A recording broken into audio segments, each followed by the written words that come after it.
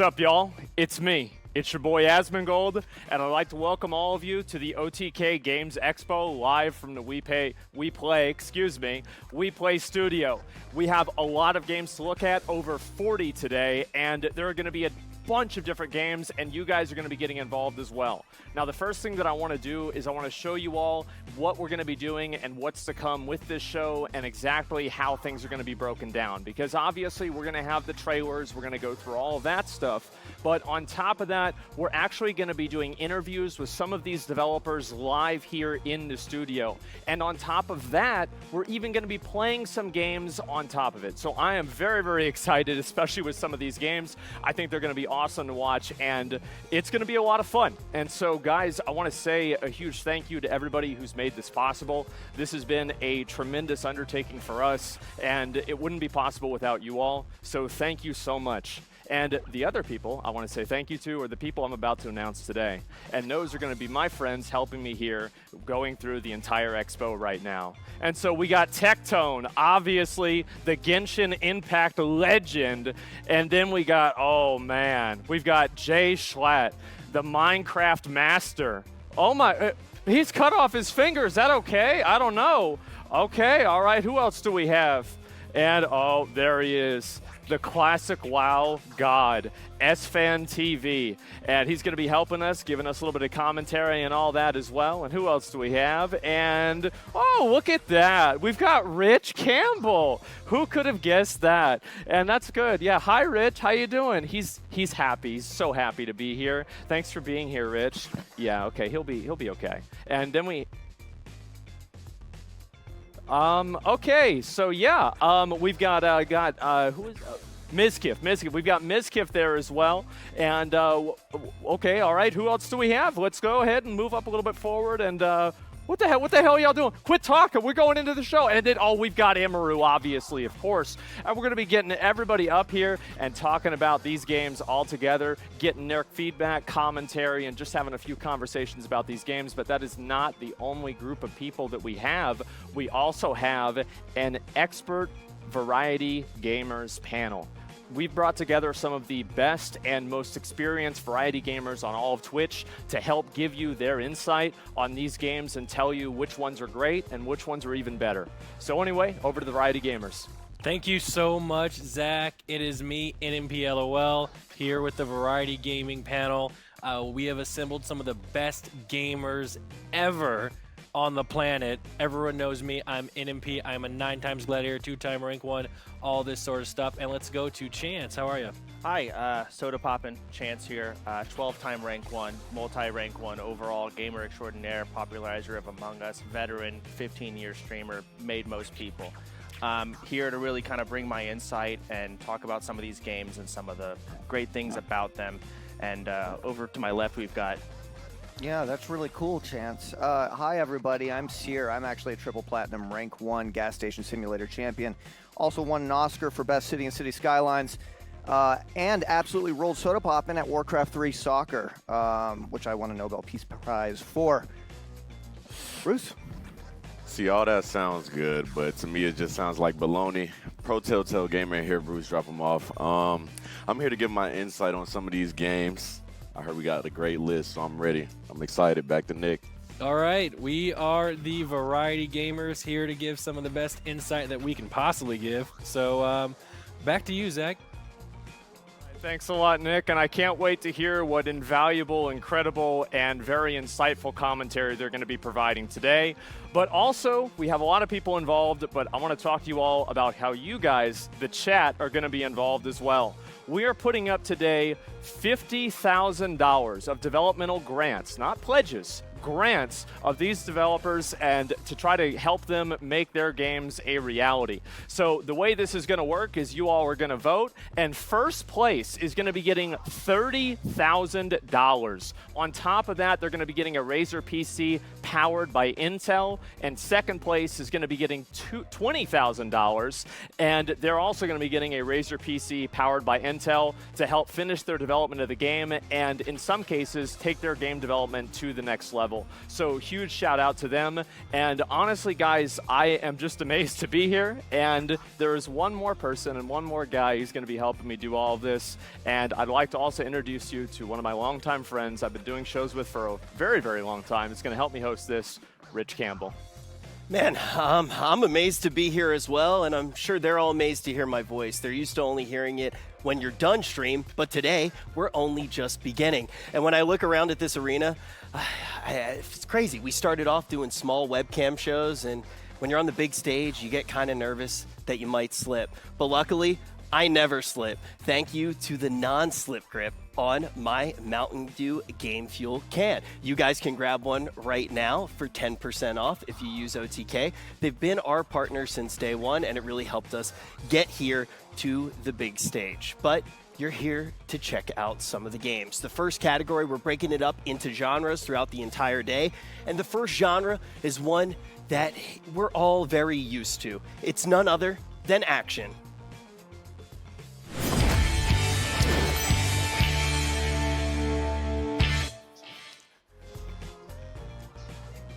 To kick everything off for the action games, it should be something very interesting for all of you. As somebody who watches Twitch, you're used to watching bottom feeders talk, but now we're going to watch bottom feeders fight. It's Prima Studios' brand new game, Knights of the Deep.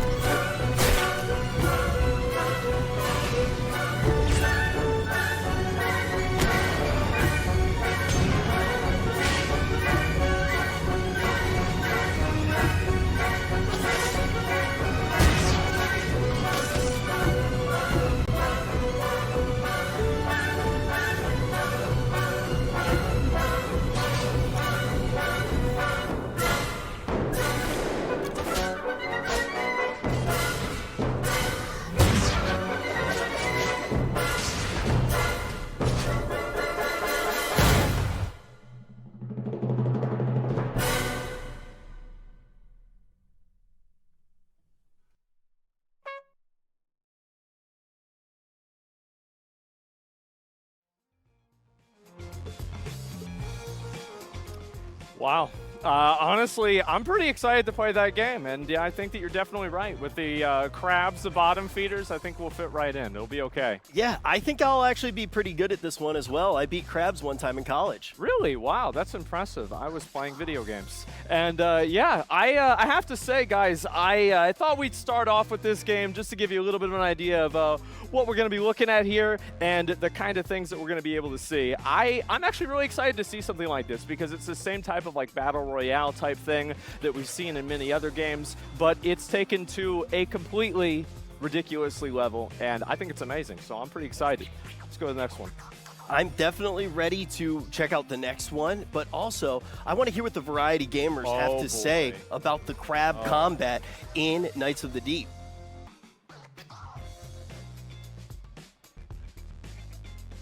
All right, thank you so much, Rich. This is the perfect group of people to talk about Knights of the Deep. Three of us have had plenty of crabs in our life. We've had them as pets. We eat them. We love them. We love just everything about fighting. And Chance, how do you feel about that game? You know, all jokes aside, that game actually looks really fun. You know, it looks goofy, it looks ridiculous. It's crabs with guns, shields. There's classes. It seems like there's serious mechanics. Oh yeah, lined up with the stupidity of it being crabs, but it looks fun. Yeah. Also lobsters. Lobsters too. Crustaceans. Yeah. I think. Seer? You're so smart, dude. I would have to completely agree with you on that one, Chance. It looks like a lot of fun. It's the kind of game that, you know, you put up Shroud on your third monitor, mute them, and you start going to Pound Town on this game. And I tell you what, I would likely roll each and every single one of you at that game. Yeah. Wow. So, what do you think? I don't think that's true at all, Oh, yeah. but I will tell you what I think about the game. I love the creative jump on the game. They did a really good job with their creativity and taking a jump off the creative ledge that you don't really see often, and I like it. Yeah. It's a pretty good game. Which crab do you think you guys would Okay, beat? first, you would not beat me. Yeah, it would be so easy. No, it wouldn't. You actually are not that good at games. So that's just my hot take. All right, awesome. Thank you so much for your insight, guys. And back to you, Rich. Such a loser. Thank you so much, Nick. It was great to listen to all the handsome guys on the panel and you. But everybody, if you want to check out Knights of the Deep, you can add it to your Steam wish list right now. And also, if it's a game that you think you like, you can do this throughout the day. You can hop in Discord and you can react in the Discord to the games that you like, and that's actually going to help them win the grants, which Asmon mentioned a little bit earlier. Keep that in your mind as we jump into the next game. It's from Neo Interactive, and it's called Samurai Zero.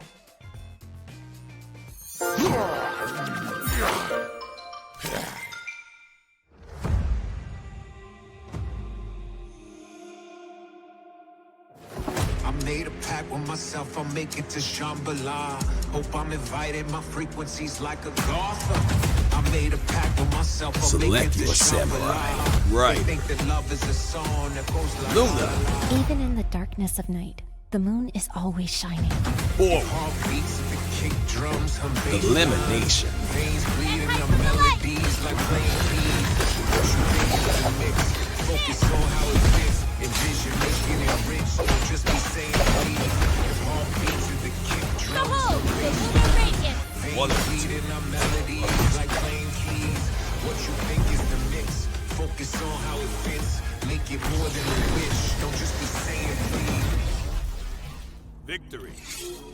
Incredible. Oh, stop.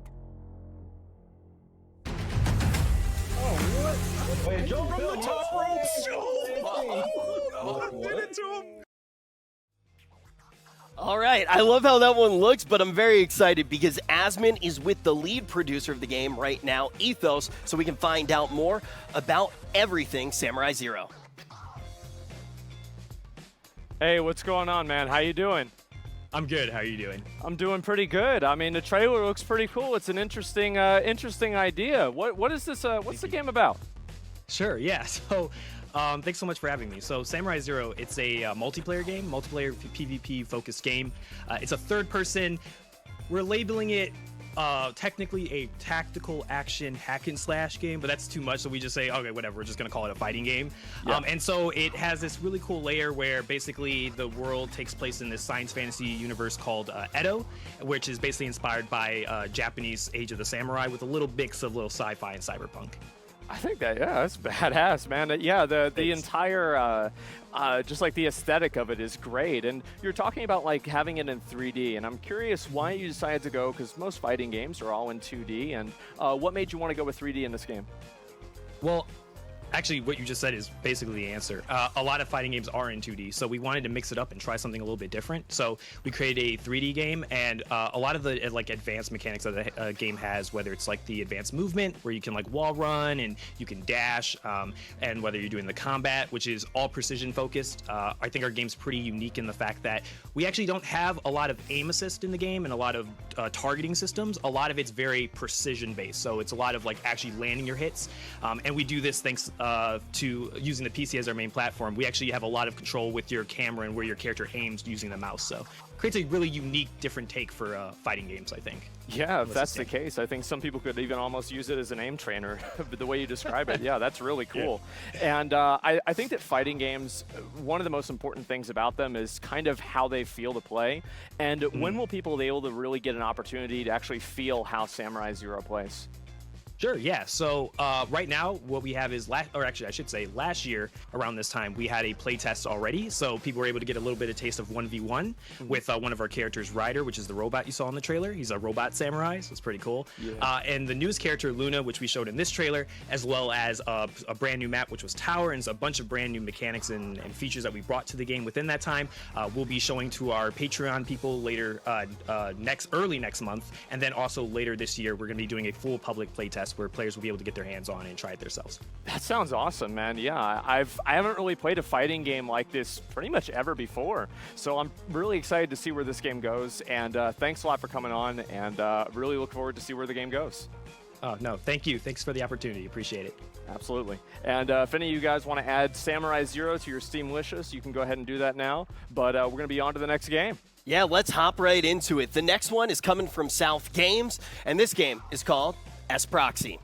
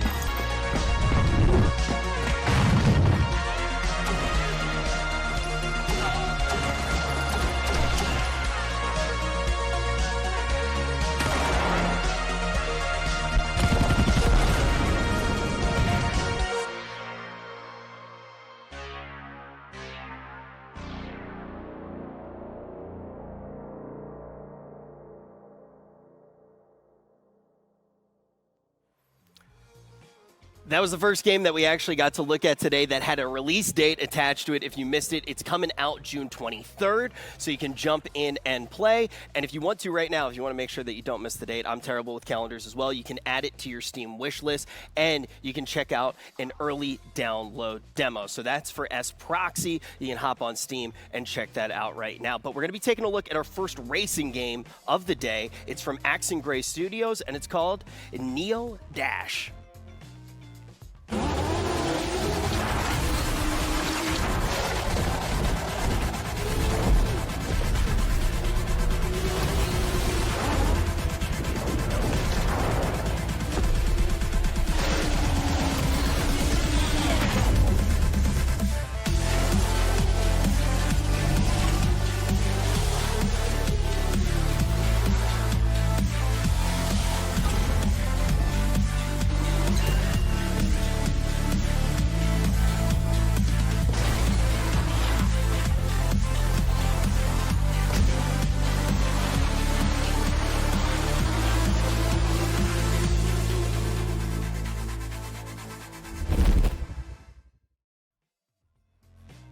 All right, that one got my blood pumping a little bit. You can add it to your Steam wish list right now. And we got one more game left in this category. This one's coming from Angry Demon Studio. And I actually found this one on Asmon's wish list. He tends to like the furrier protagonist. It's Gory Cuddly Carnage.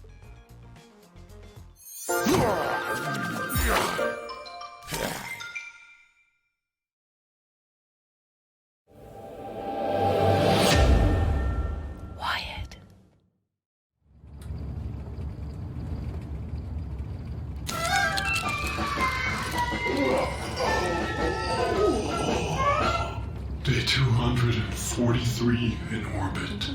Every morning is a blank canvas.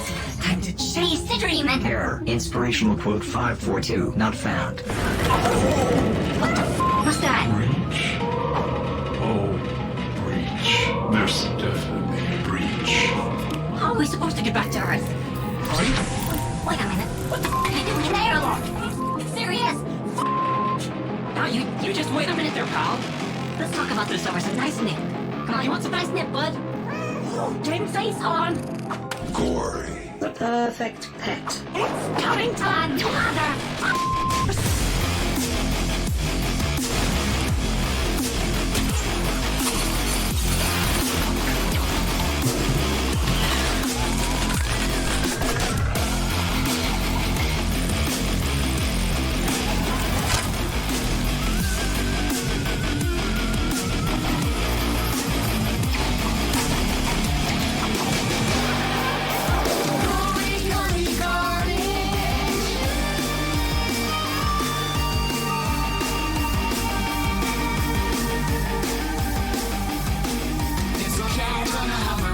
fighting unicorns.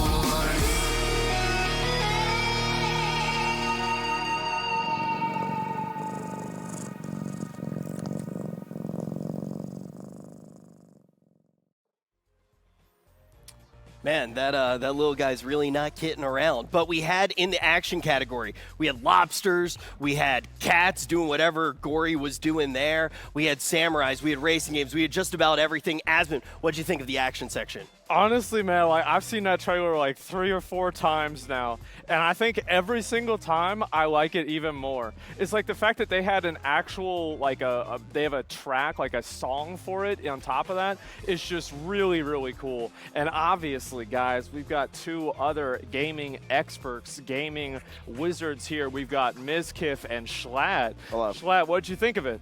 You know what, Asmon? I am super happy we're finally getting a game about murdering crabs and lobsters, so I can stop doing it in real life. Mizkif, what do you think? Well, honestly, that Cuddly Carnage game that we just saw, I actually love that game. I think it is a super unique game that you don't really see often.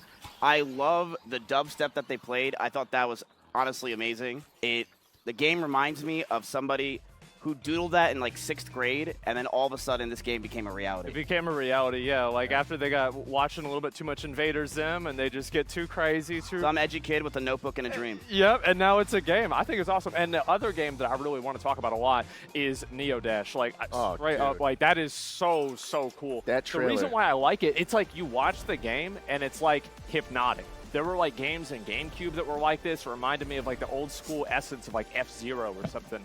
And I think it's just such a cool looking, visually appealing game. Yeah, it reminds me a lot of, what does it remind me of? It reminds me of those like old school GameCube games that I used to really enjoy. And this is the kind of game I feel like where I could just get lost for a few hours, sit there and just drive around the track, super colorful, and then just enjoy the music. It's very nice. It's what I like about it is it strikes me as one of those games where you can play it very, very casually. You can just kind of like zen out on your couch or something. Right. But also, if you want to go really hard on it, I'm sure there's going to be some crazy tracks to challenge yourself on it. What's your favorite game you've seen so far? Honestly, probably the lobster one. You know what I feel like with the lobsters when it comes to that? You know what must have happened? Right. You know what they got? I perfectly I-framed through every single attack that boss did. Like, let's be honest, I did. I avoided every single thing perfectly. What the fuck? No. Is this the blob? What is this? What? No, it's. Listen, guys. Wait, did I just hear a second lobster? What is going on? Is this still your favorite game? I hate this. Is not. Game. Is this the lobster game? No, it's not. They don't have guns in this game. one. Looks worse. Bro, this guy's got a sniper rifle in his mouth. I can't believe it. Okay, so I can see where the inspiration came from. Jesus Christ! So is this? Wow. Okay. Yeah. It's real funny, guys, right? Yeah, it's real funny. Oh my probably has God. 1 million on YouTube. Somebody's getting banned after this. This game is honestly, I absolutely love this game. I think it is very funny and unique. I think it is. I love when developers always try to make things fun and interesting. Their trailer was fun. I liked the trumpet at the end was great. I thought that was funny. You know what I too, think happened, man? You always see those lobsters at like the seafood restaurants. Where are they? Where do they put the lobsters? Asmon, where do they put the lobsters? Well, don't they go in the ocean? No, they have them in crane machines. Wait, what? Oh yeah, you haven't mean seen like the lobsters? A toy and they have a. You've never been. You're telling me you've never been to a seafood restaurant? I've never been. So where like, they have lobsters in a crane game underwater. It grabs up the crawly boy. Yes, and then they you put them in a box. No, if you win the lobster at the seafood restaurant, you eat it. Now imagine the life of that kind of crustacean who's been submerged in a little toy box. Crane poking at him every day. That's who I think is in this game. I think they took him right from the crane game. Imagine that. So they get taken from the crane game, they get put in this. And that's why they want to fight. I feel like that's the kind of game that's like, it's going to be a really good stream game because of how absolutely ridiculous it is. Yeah. It's just crazy, off the wall. You got a lobster with a flamethrower. You got a lobster with a sniper rifle, a crab with a gun. Yep, and you know what that game reminds me a lot of? What's that? Crabs Fighting Crabs reminds me a lot of when Rich did a subathon in my closet. Yeah, I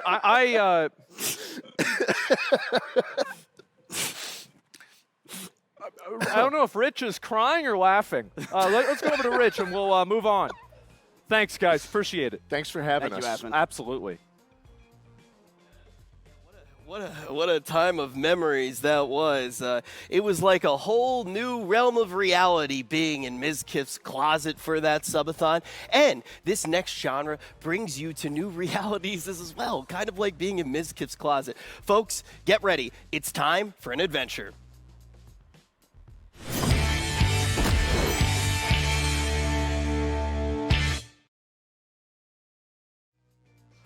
Folks, adventure games have a huge legacy, and these games are looking to continue that legacy. The first one is from Orion Games, Inc., and it's called Ardo.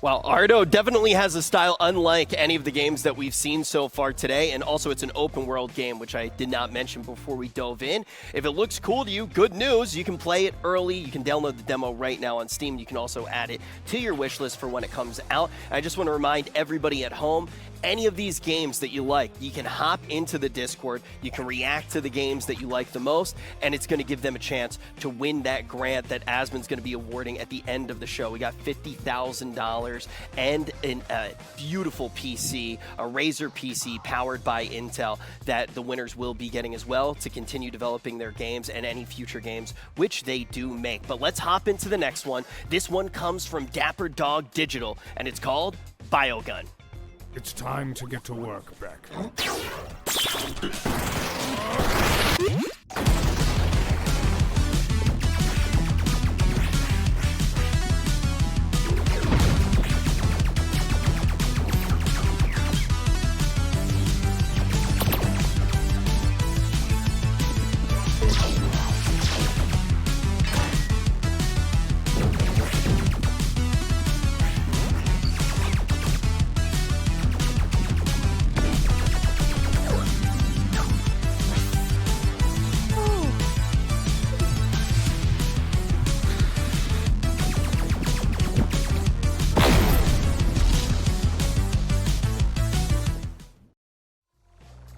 To be completely honest, that one reminds me of Mizkif's Closet as well. That one is also a Metroidvania. You can add it to your Steam wish list, and there's a demo available. So that is another game that you will be able to play today.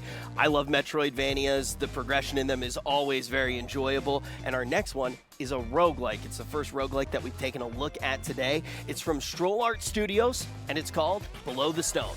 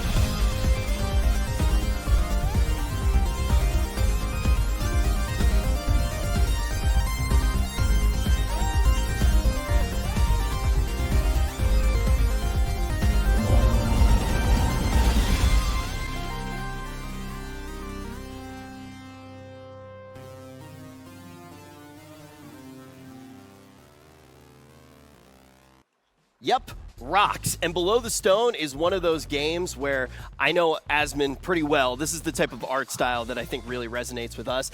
Anytime that you get to see a game with that pixel art, kind of brings you back. You start to remember some of the memories. So for Below the Stone, you can actually already add it to your Steam wish list. But when we're talking about that art style, I know I want to learn a little bit more. Luckily, Asmon is going to be talking to the lead artist, Mike Stallart, right now.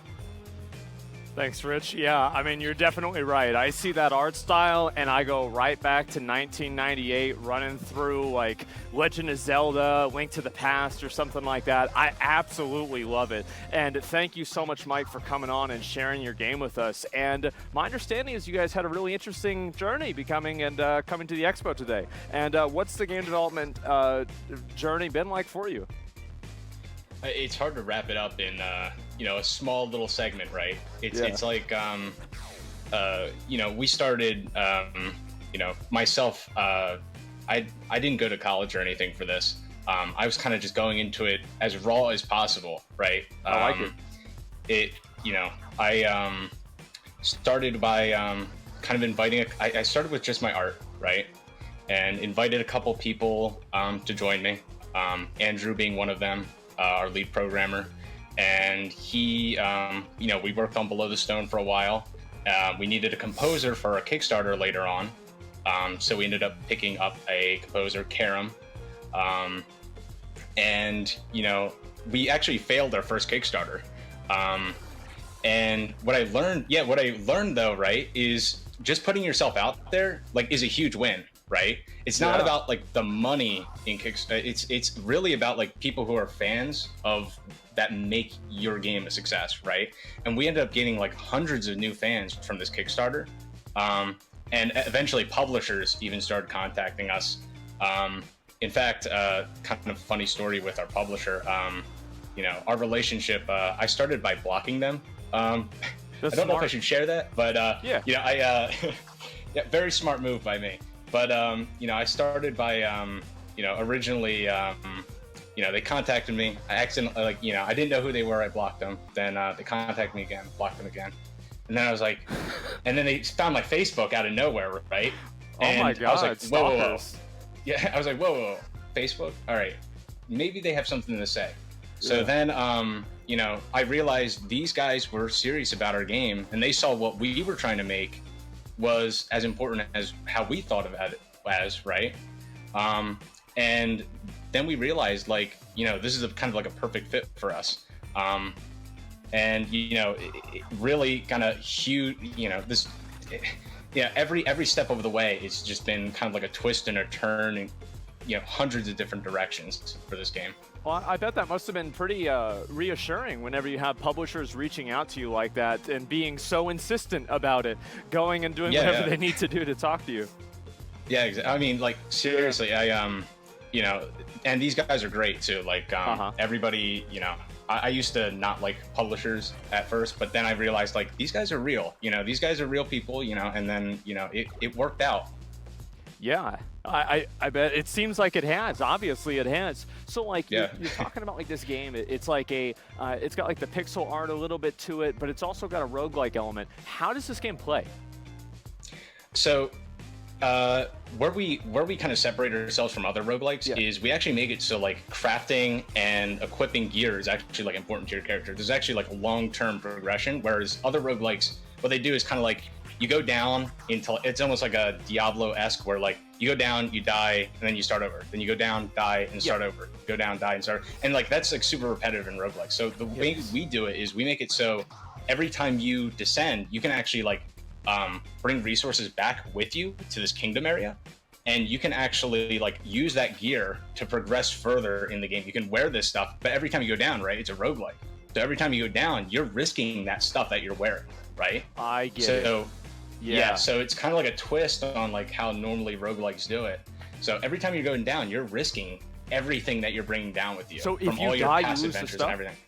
Yeah, if you die, you lose all the stuff on your character. Oh right? my God, that's that's you intense. So you can spend, like, hours crafting all this gear, right? Yeah. You're wearing it. You decide to take on the boss, and then you realize, like, oh, I don't know how this guy works. And then you start learning the pattern. You're like, oh shit, I don't know if we're allowed to curse on stream. That might have been the first one. It's okay. But yeah. But anyway, yeah, you know, yeah, it's like every time you go down, it's like kind of like a new adventure. We have 50 biomes we're planning. We want to make it so like every time you go down, like it's going to be like a completely new kind of adventure every time you go down. Okay, so yeah, like you go down, you have no idea what's going on. It kind of almost reminds me of a game like Rust, you know, like a super high stakes game. And if you get killed, you lose all your stuff. And I know how crushing that is, but it's also like really, really intense. I think back like things like games I played on that like 2 years ago, I still remember them. So I'm really excited. And if people want to enjoy your project, excuse me, and they want to support it, where can they go? Well, they can go to belowthestone.com. Okay. We got a Discord. I'm going to be sitting in the voice channel after this. You know, this, and if you want to, you know, wishlist the stream, or great. Wishlist the stream, guys. But also wishlist Below the Stone on Steam. But yeah, I also want to say hi to everyone in chat. You know, I wanted to say hi for a long time, but all right, yeah. Well, thanks a lot it. for coming on, man. Yeah, the game looks really cool, exciting, and I like how it's a new take on the whole roguelike thing, especially with a graphic style that I think a lot of other people kind of around our age resonate with really well. So thank you very much. Yeah, thank you. Appreciate it. Absolutely. And yeah, again, guys, if you want to add Below the Stone to your Steam wish list, go on ahead. And again, I want to say that whenever we're doing these games, make sure that you go on to Discord. If you all want to vote on the games that you like the most for this developmental grant money to go to, please go ahead and do that and use the Discord, and you guys can vote whenever you want. But anyway, we'll go back and look at some more games. Yeah, definitely excited to do that, and I think it's really cool to hear that new take on roguelikes. You know, maybe you see overworld progression sometimes, but actually taking a risk, trying to push a little bit further. I'm definitely looking forward to checking that game out, but we have one more game left in the category. It's from Bedtime Digital Games. Let's take a look at Figment 2, Creed Valley.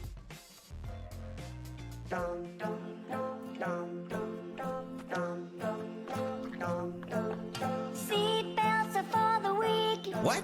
The chemtrails will kill us. Climate change won't affect me. I can still drive 'cause it's only my 5th beer. This isn't going to help anyone. Tigers make the greatest pets. Video games can't be musicals. Hey! Problems should be repressed. A silent fight is a wasted opportunity. Okay, enough already. Nobody knows all the trouble we see, but we're all firm beliefs, and someday we will be set free. One more time from the top, team.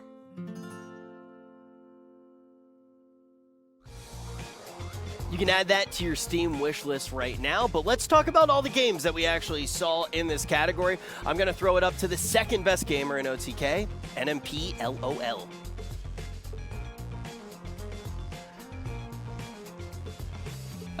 Okay, Rich, excuse me. If I'm not the first best, then who's the first best? Sorry, we're getting distracted here. Clearly, I'm the best gamer. We just saw a whole bunch of awesome adventure games. Ardo, Biogun, Below the Stone, Figment 2. I loved them all. Chance, what was your favorite? That's not how we're supposed to do it. We can. Okay. Well, out of all of those, I was going to say Ardo was my favorite initially. Perfect. Let's do it. I like the hack and slash, the colors being splashed around as you're kind of running through. You can see that it's white and bland, but as your character moves on, it kind of unloads all those beautiful colors. But the combat looks fluid. It looks good. It looks like a really solid hack and slash, along with just looking gorgeous. But I'm a little torn because, after hearing the dev with Below the Stone, that looks really good. I like gear. Gear is so satisfying to receive. I don't know, maybe Ardo has it too, but I'm torn. All the games look really good. Yeah. If I had to pick, I'd go with Ardo. Seer, how'd you feel about Ardo?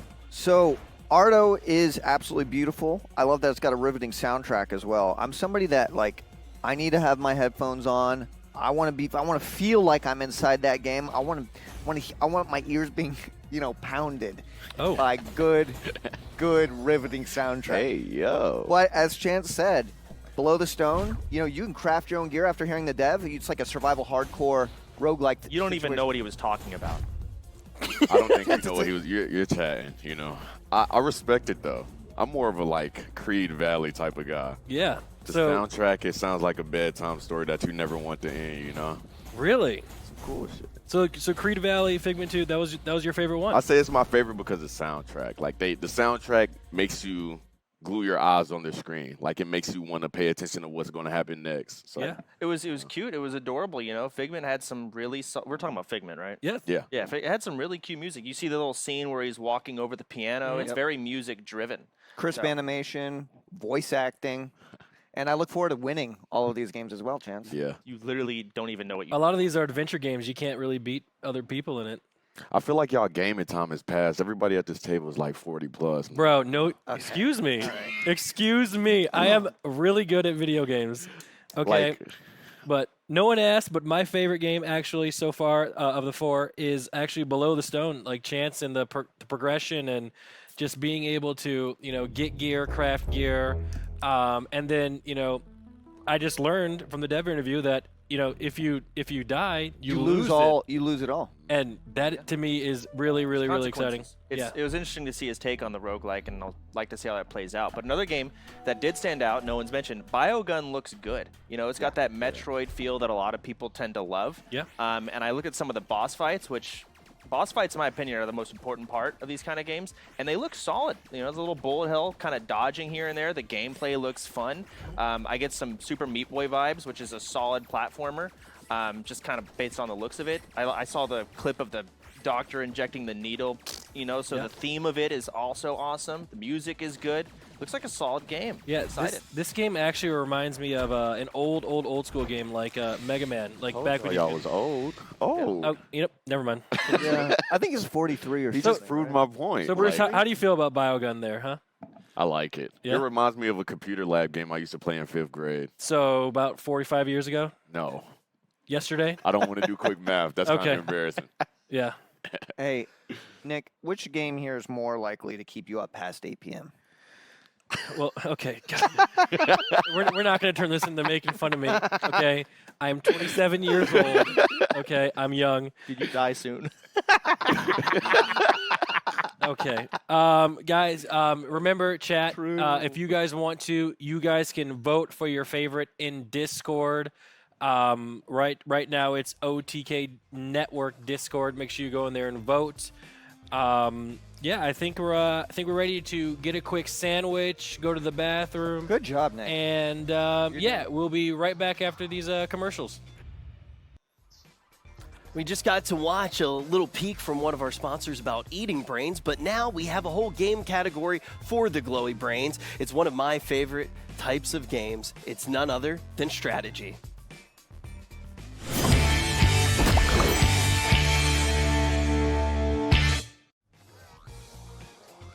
When we're actually looking at these strategy games, we have a huge list of very different types of games, so I'm excited to just peel through this category. The first one is unlike anything I've really ever seen before. Asmon and I have spent a lot of time talking about this one. It's from Tucana Interactive, and it's called Dwarf Romantic.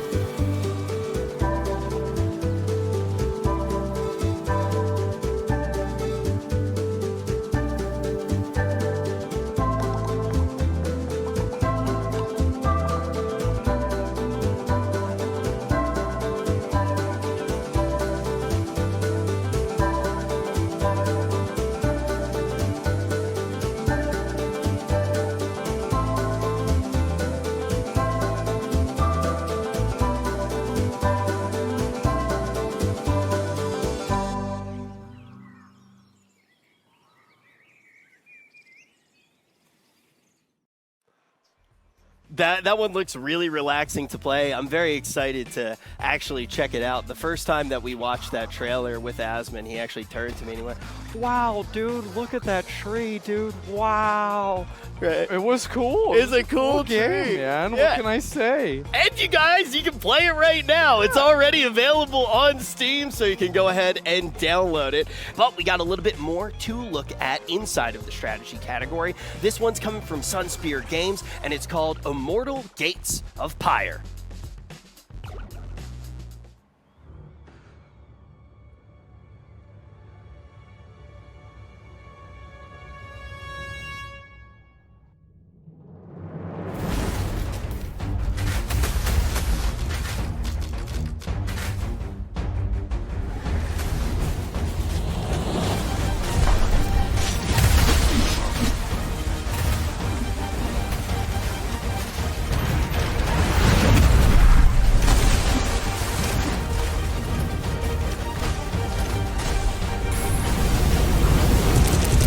Slows down, and this is an awful fight for Santa. He's got to get back into the protection, but I'm not sure that's going to be enough. Spend his money on a Citadel. This could be a really good opportunity. Snipes! Four strikes coming down through the whole army. It's all Bone Stalkers, now they're all dead. One more in the main, and there's no alloy coming in because there's been Safari in the back of the base. There's no HP. Nothing at all. The Safari. Oh my god. The Safari We're just going to snake it out at the last possible moment. Oh my god. God.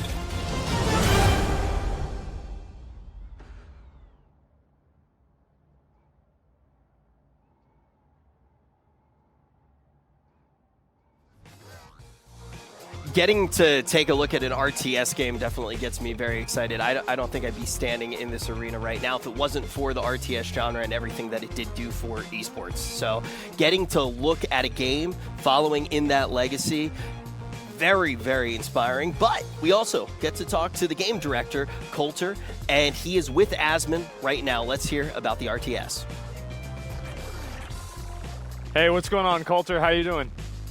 I'm doing great, man. It's good to be on stream. What's up, chat? It's good to have you here. I mean, honestly, it's been a long time since we had an RTS game come out. I mean, I'm sure you remember just as well as I do. There's a new Command & Conquer every single year, a new Age of Empires. Now there's not a whole lot anymore. So what inspired you to make this game? So we started right when the big dip in RTS being released happened, and it just, it basically came down to we absolutely wanted to make a game you could share with your friends. Right, like smashing armies with a friend, seeing stuff blow up in that big spectacle way. That's something we tried to do, but people just kept bouncing off the difficulty curve. I mean, sometimes RTSs are infamous for it, and that's something we set out to solve so that, like, you could share with your friends, or you could have fun in this genre in a way that you haven't been able to do before. So that's really what it was all about, and now we're seeing a renaissance. There are so many RTS games in development, some of them very big titles, and so we are working to redefine what RTS means to so many people who have felt excluded from the genre, while still delivering that hardcore competitive experience for people who want that. Well, like, whenever you talk about differentiating yourself from, like, the other games, and, like, you're definitely right. Like, I think that, what is StarCraft, you have to have 180, 200 APM or something like that now. It's insane. It's crazy how high the skill gap gets with these RTS games. So what's different about Immortal versus a lot of these other strategy games? Like, can you get into a little bit of that? Yeah, so during that time, early on in our development, we were really focused on, okay, how can we deliver that depth? We've seen other people attempt to make this genre more accessible, and they'll lose the magic in the process by oversimplifying.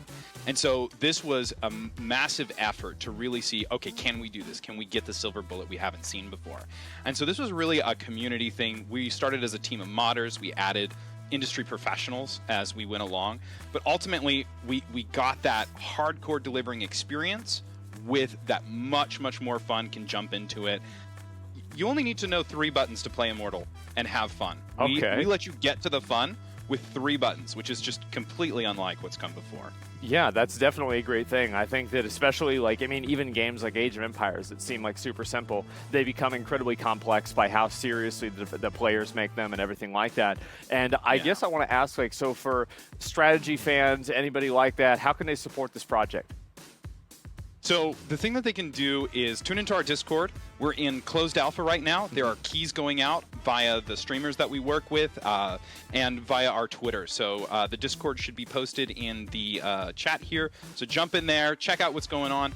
And because we're that community-oriented company, we really want to get your feedback, your first impressions, and if you get a key, your first experiences. You know, I think that makes a lot of sense, especially since you're a team of modders and everything. So you're very used to kind of taking something and then, you know, appreciating that feedback and that iteration. And so that's really great to hear. Thanks a lot for coming on, Culture. I really appreciate it, and good luck with the game. Thank you. I'm really happy to see these kinds of games, man. I am. It's been a long time since we've had some strategy games come out, and it's nice to see them. Yeah, and there's so many different kind of subgenres inside strategy. Yeah, I think that's what's starting to happen at least. So yeah, guys, join the Discord if you want to be a fan of Immortal, and we'll go on to the next one. Yeah, you talk about all the different subgenres that are going on inside of strategy. We're going to be taking a look right now at a tower defense. It's called Spirits of the Elements, and it's from Hippo Rider Games.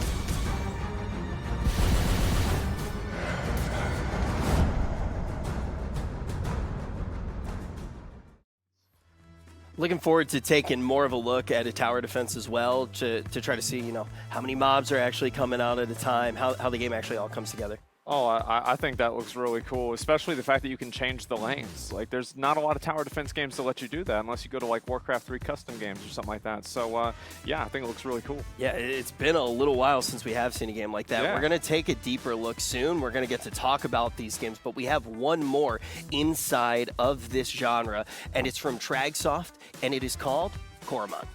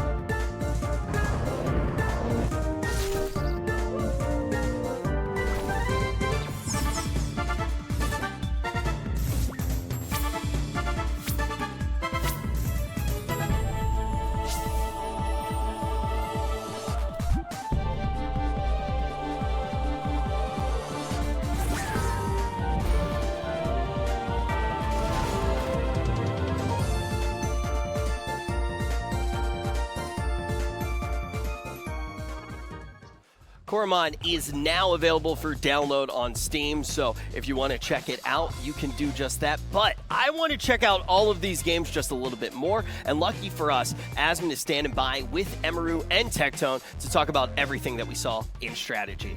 I mean, I'll have to say, I am, to be completely honest, like, I'm really excited for Immortal. Like, I think that game looks really cool, and as somebody who played a lot of StarCraft 2 whenever it first came out, and all RTS games from, like, the 2000s and the 90s, I am just super hyped about it. But what do you guys think? Amy, what do you think? I think the game that stands out to me most is Spirits of the Elements. I've always been a big fan of TD games since I was a kid playing Balloons in the computer lab, and I think that's something that separates good TD games from okay ones is visuals and sound effects, and there was a lot going on in that trailer that It's was like badass explosion. Yeah, like it really draws you in. Yeah, 100%. Tectone, what do you think? When I came here, I wanted to see innovation and modernized version of the classics. Yeah. And that's what I saw. People have been saying that gaming's been dead for years. Today, I feel like a little bit of life was breathed into the whole gaming sphere. Well, I think that's one of the best things about going and looking at a lot of these indie games is that people have like these ideas, and it can be small studios. You have games like Vampire Survivors, right? 1, 2 guys make this game. It's a massive hit. Everybody plays it, and that's really what we try to do with the whole event here. Is we try to put a spotlight on games that we think could be the next one of those. And honestly, I think the tower defense game looks really cool too. Yeah. I played a little bit of Balloons before, and I got to the expert stages, and I kept I got my ass beat, I'm going to be honest. And I stopped playing a game. I got so upset. And so I might try this one out, too, just to see what it's like. And, like, gameplay is super important to me, but, like, dude, I'm 1 year older than NMP, Yeah. and that dude's been having a midlife crisis for about a decade now. So, like, I'm not too worried about the gameplay anymore. I want to hear good soundtracks and art style. Ardo, oh, my God, looked amazing. As well as, Figment 2 looked beautiful, and the soundtrack of, Beneath the Rock? Yeah. There's been some real good shit. Yeah. I think the sound and everything like that does really make a big difference. Is that, like, especially like what Emmy you were talking about with like having the graphics and like the explosions, just having them be visually appealing. Like this stuff happens, it's on the screen, and just pops off. Like it has that's to be so satisfying. Yes, Yeah. like the visual appeal of Neo Dash 2, good lord. Yeah. It looked beautiful. I think this is really funny because like you probably sat up here like we're talking about like just a certain amount of games, strategy games, bro. You're bringing up all the games. Oh yeah, like, dude, I'm getting sensory overloaded. There's been so many bangers, man. I'm sorry. I understand that. I feel the same way, man. Like I'm very, very excited. Especially as I said, especially the Immortal game, right? Like I see this and it reminds me of like, StarCraft 2. It gives me that same vibe. And I am just so excited to see that. Especially like I'm really curious to know like what do they mean about like making it easier to do, right? Like what's the micro in this game? How do you have to play it? Like what's it really about? And that's what I'm really curious about as well. Yeah, like with the tower defense too. Like I have no idea how they're gonna do. What is that? Open lane tower defense? Yeah. I've never seen that ever. I have no idea. Yeah, I haven't played hardly any tower defense games at all, but I've done like, I guess, a little bit of the Warcraft 3 ones and then also the Balloons. And as I said, every single time I do it, I just try to make a bunch of the most powerful units, and then whenever that stops working, I usually rage quit the game.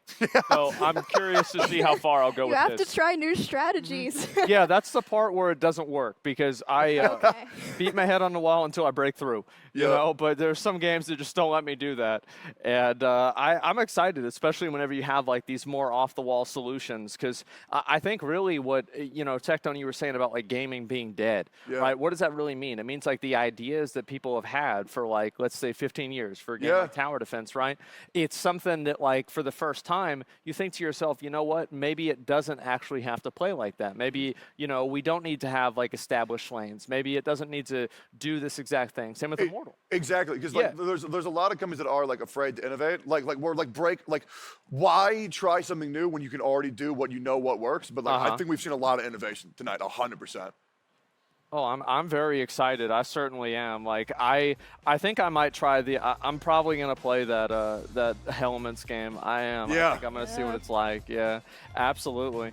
But guys, I want to say again, is that just make sure that you guys vote for the games that you guys enjoy a lot. We're going to have the Discord link again in chat. It's on the OTK Network Discord because, as I said before, $50,000 as well as some PCs, some Razer PCs powered by Intel are going to be provided for you all today and for these different studios that win. So anyway, I'm pretty much good. Hey, how do you guys feel about them? Good. Yeah, I'm excited. All right. Well, Rich, go on ahead. I'm ready. Yeah, I'm very excited for this next genre. As somebody who's been told that he looks like Luigi his entire life, the next category definitely really does resonate with me. It's time for platformers.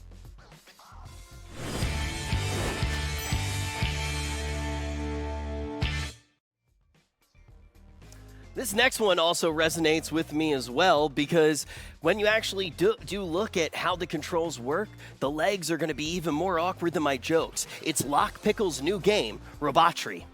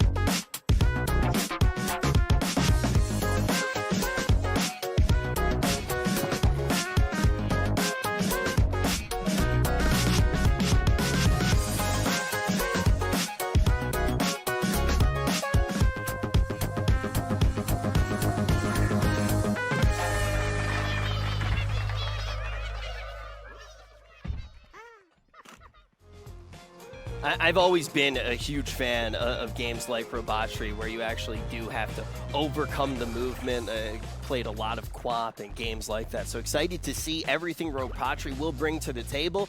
You can add it to your Steam wishlist right now so you can see as soon as it is available. Now, the next game is unlike anything that we've seen yet today. It's from Biscuit Locker, and it's called the Catbox Paradox.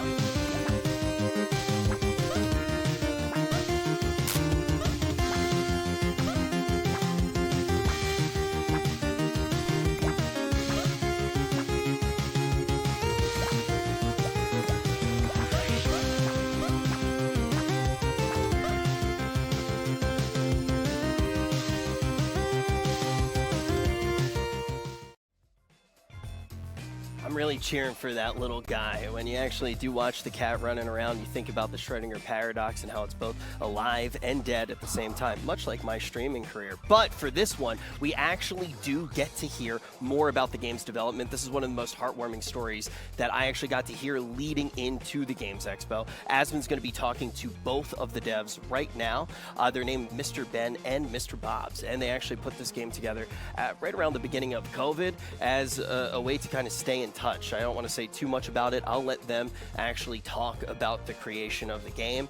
And you can actually download Catbox Paradox right now. It's available for download on Steam, so if you want to check it out during the Games Expo, you can go ahead and do that before we take even this deeper look at what went into the development process and what the game's all about and what the goal actually was for making this game. Because like I said a little bit earlier, it really is one of those games that going into the Games Expo, we heard the story about the game's development, and that was one of the reasons that we did want to put it into the spotlight and actually get to check it out. We only have 3 games as well in the platformer category, so after we check out this interview, we're going to be jumping into the last one.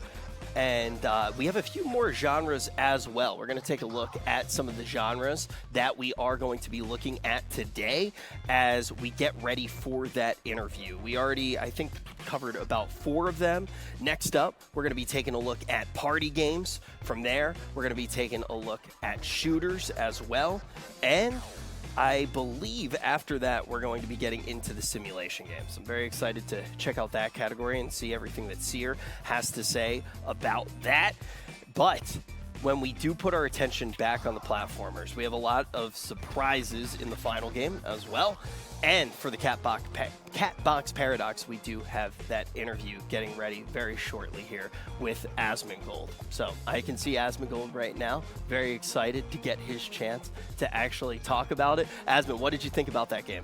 I thought it was cool, man. Like, I gotta go back and watch the trailer. So the cat goes black and white back and forth. I think that's pretty, like, I've never seen something that does that before. And I think it's an interesting game. I think that's one of the most the coolest things about looking at some of these games is like taking a completely new idea, a completely new perspective on something and trying something that, especially, I think one aspect of this that's really underplayed is the visual identity of it, because it looks very appealing. It looks like something that you've never really seen something like that before in the same way.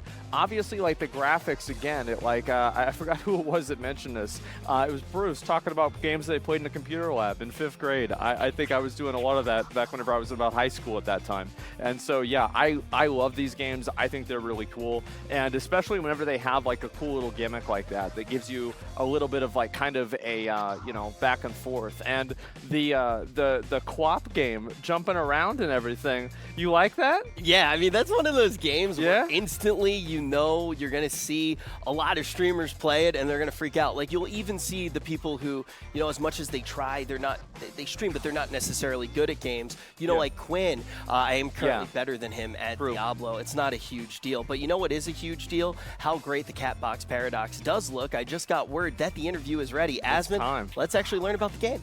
All right, yeah, I'm very excited about this. So thank you all very much, Mr. Ben and Mr. Bobs, for joining us. And I'm really kind of curious. I've heard that you all have a pretty interesting story of how you became friends and when you guys started making games together. So how did it all happen? Hi. We started making games when we were children, back in school, and we made games on the Sinclair ZX Spectrum. We programmed them in BASIC, and we released them on tape. Oh wow! So a long time ago. Yeah. And then it was a brief hiatus of 30 years, I think, and then we thought we'd have a go again. So we took up Godo during lockdown and tried to make a game. And, kind of prototyped a few ideas, and then it just kind of went on from there, really. That is crazy. So 30 years y'all went on hiatus, came back, you make this game, it's on the expo and everything. That's a cool story. I like that a lot. What's the game about? Is like the cat, like it changes colors? How's that work? Absolutely. Absolutely. So as you mentioned, it's based on the Schrödinger's cat paradox about a cat being both simultaneously dead or alive, and we've sort of symbolized that with the black and white colors.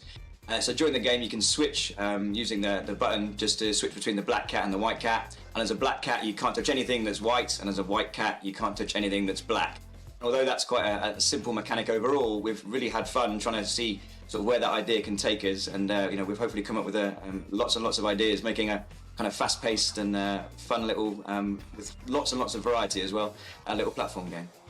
I think it looks pretty cool. Like I can see it being one of those things where it's like it seems really simple to do, and then whenever you actually start playing the game, you just get your ass beat.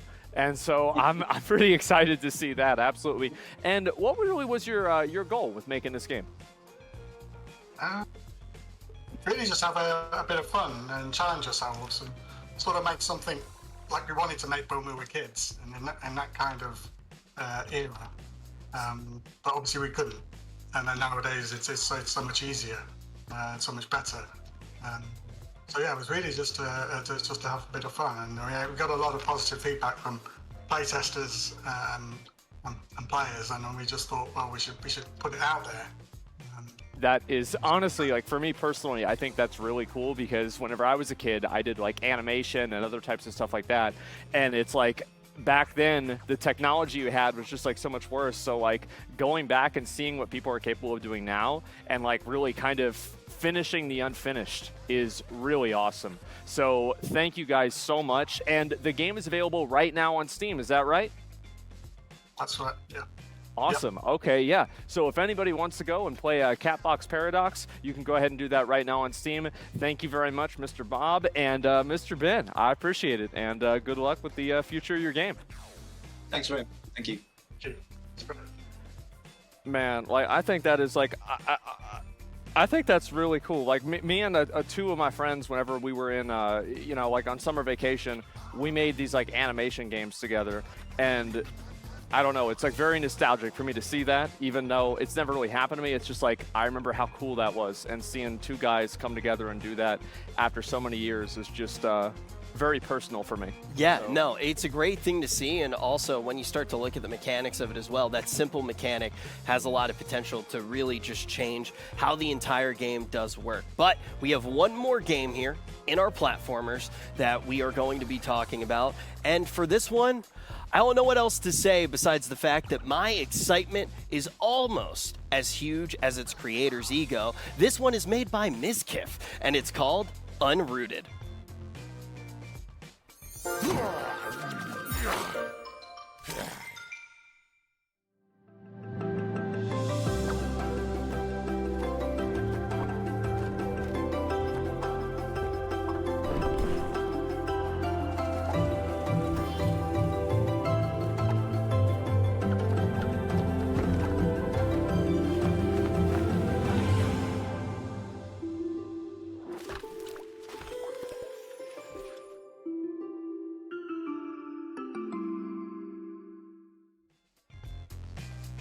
If you want to stay up to date with everything with this game, you can follow them on Twitter right now at UnrootedGame. And we're going to get to talk to the developer of the game just a little bit more, Mizkif. He's sitting with Asmon and Emaru right now. Let's hear about Unrooted.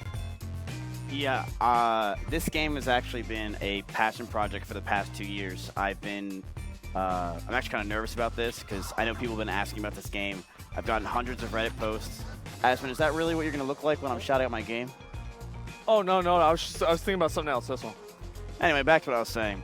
So a lot of people have been asking about this game, and I'm super excited to finally talk about it. Basically how it happened is I was at an airport, and I was playing platformers. I've been playing platformers pretty much every day for the past 2 years. I love Jump King. I love other platformers. Jump King is really good.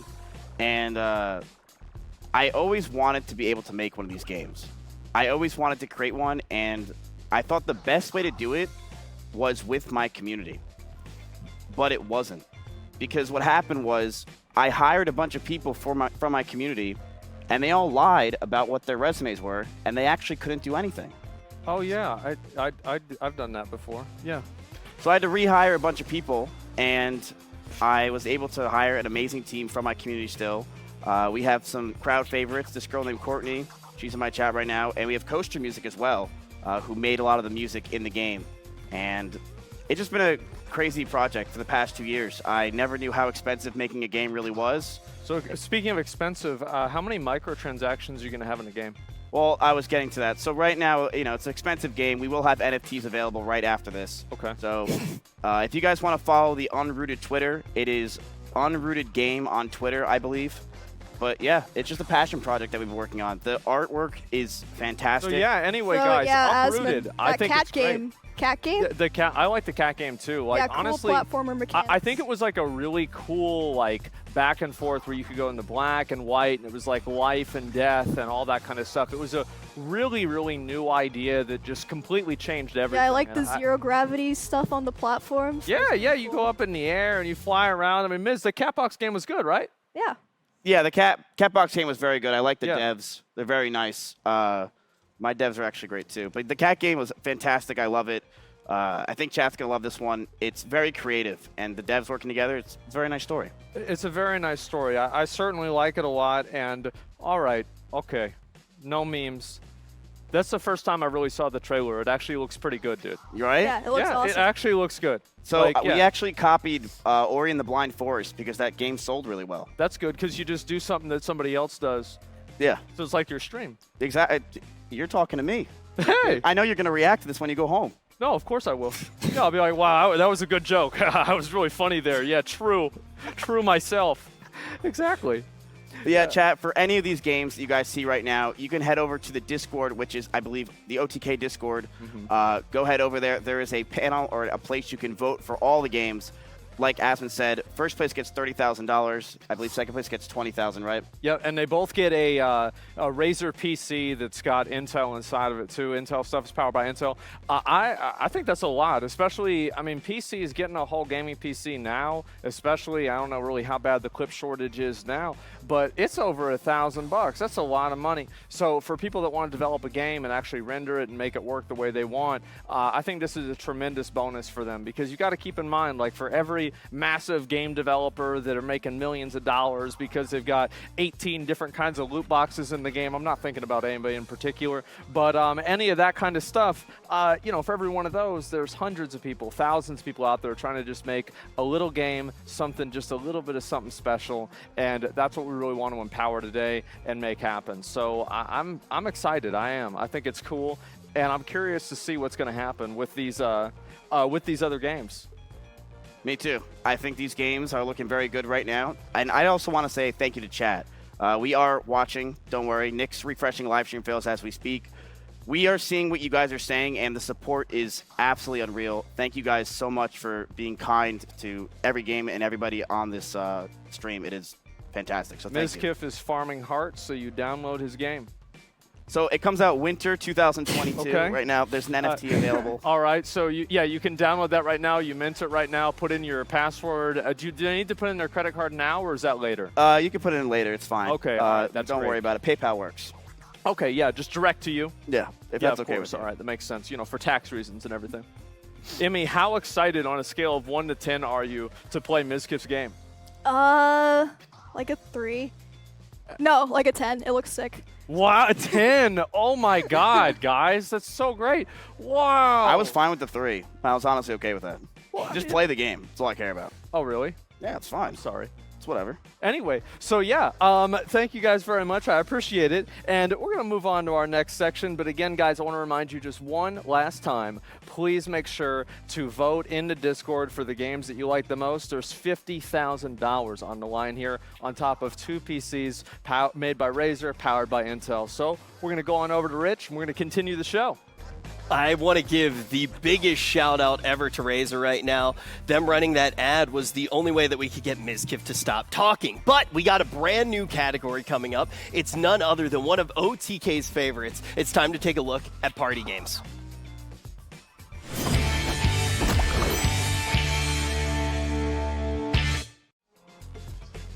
We have a whole bunch of games inside of this category, and we're looking at these right now, thinking about maybe playing them in OTK Game Night. The first one's coming from Chaotic Entertainment, and it is called Minigame Madness.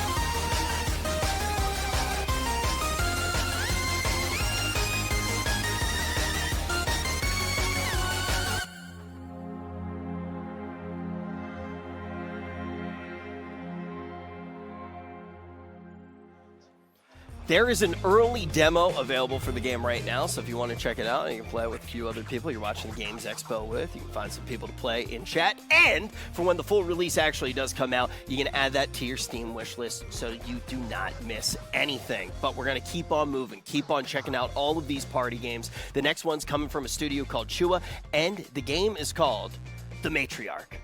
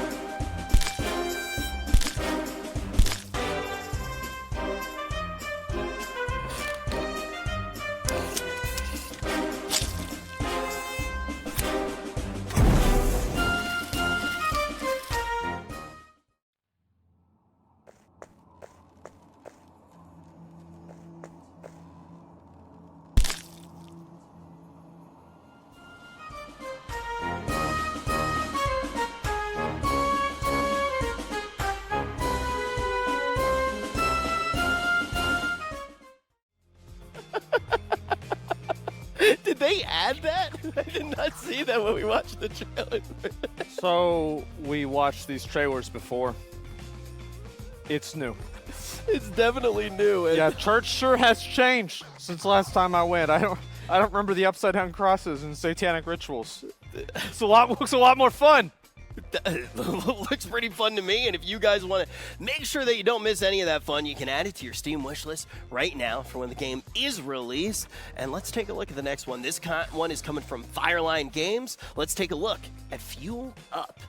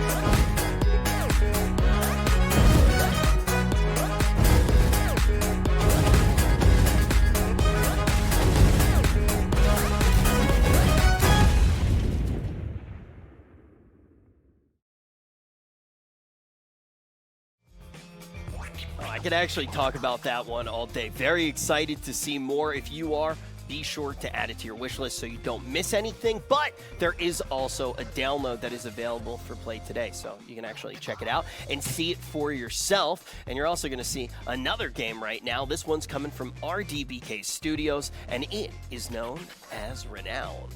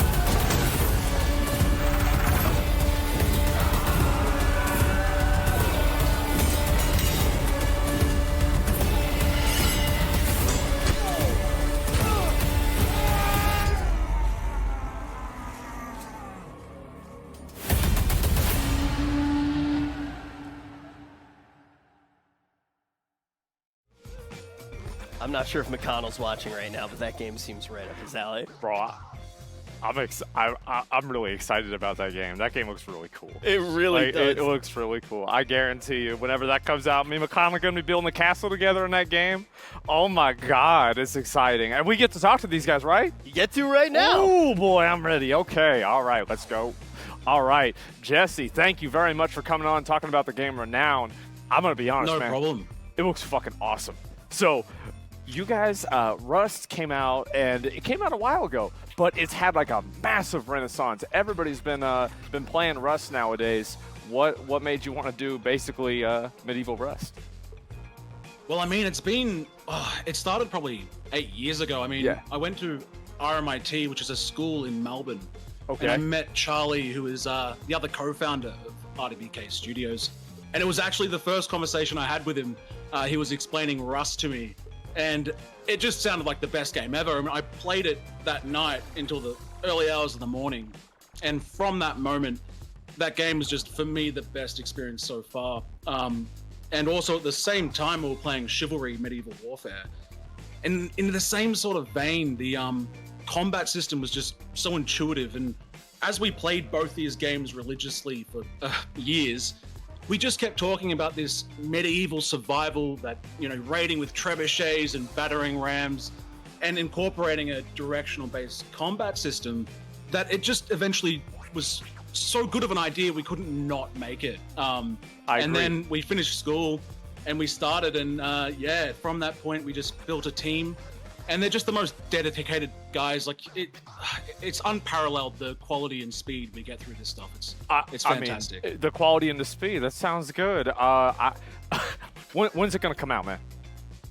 Okay, so the timeline, I guess, from now to release is basically we've got Steam Next Fest happening on the 13th of June.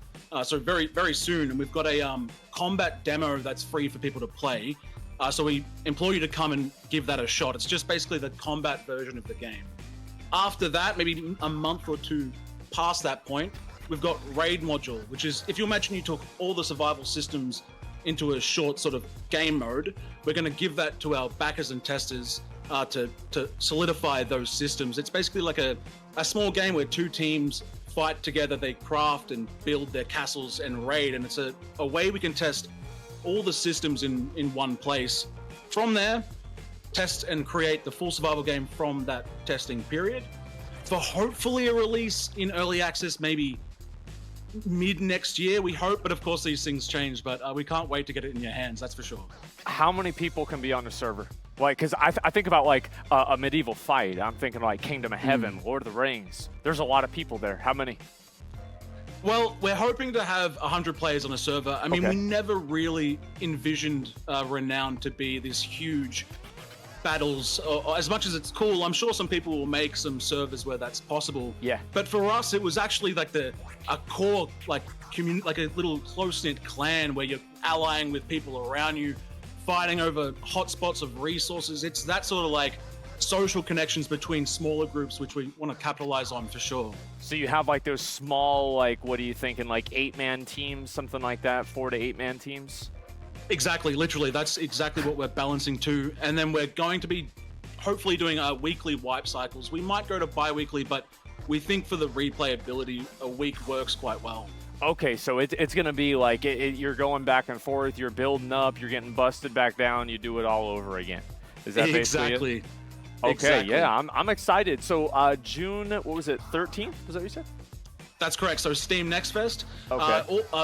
Free to play for anyone for about a week. So yeah, and also join our Discord and let us know what you think, because we really need that feedback. And yeah, we just love to know your thoughts, honestly. Honestly, man, I'm really excited to see this game. So thank you so much for coming on. Thank you so much for sharing it. No problem. I'm really excited Thank you to see so where much. it's going to go. Me too. Thanks. Thank you.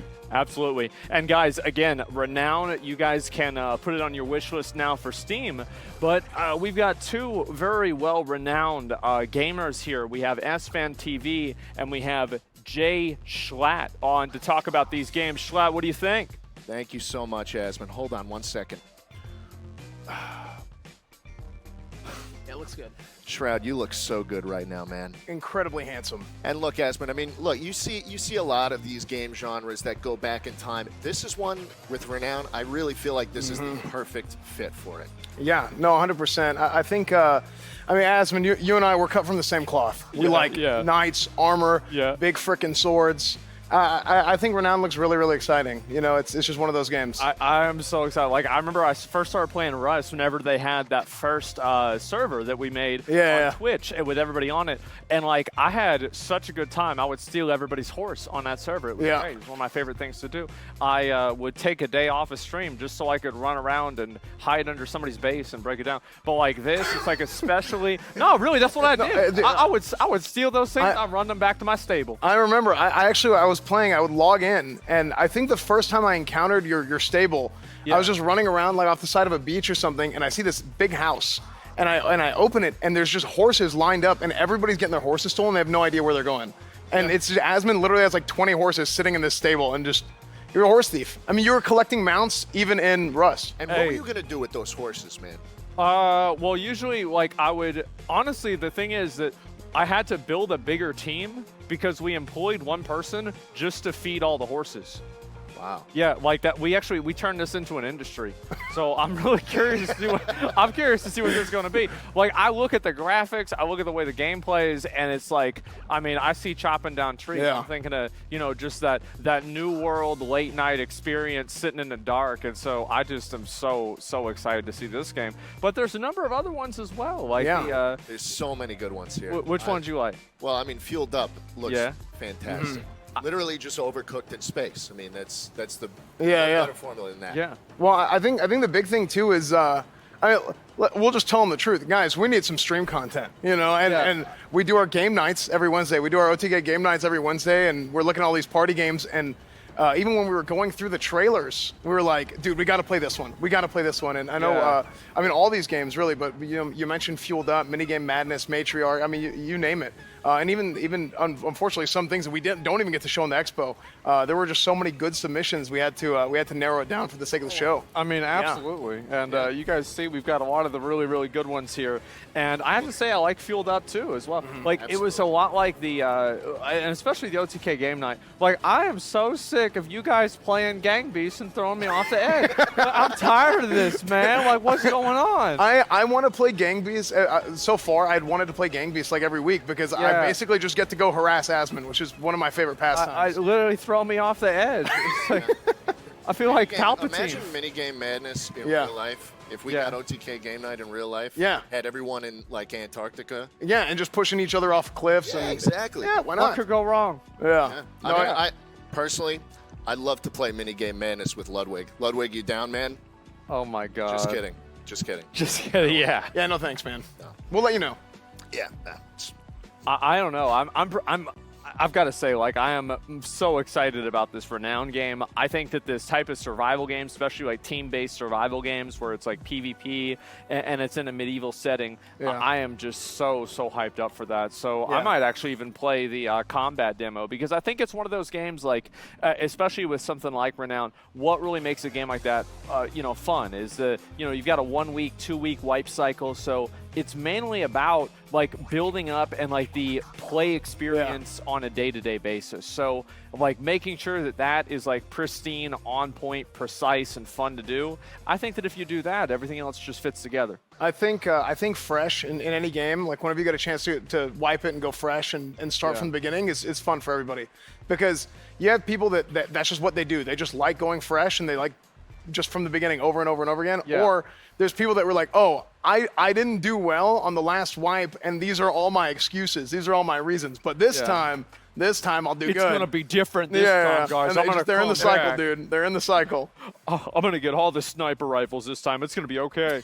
But yeah, guys, listen, I got to remind y'all again, listen, go to the Discord, OTK Network Discord. There is $50,000 in grants, not pledges, grants, that's going to be going out to these different developers, and you vote on the winners. So make sure to do that, OTK Discord. And on top of that, each one of the prizes comes with a Razer PC that's powered by Intel. And again, we'll throw it back over to Rich, and we'll start going to the next section.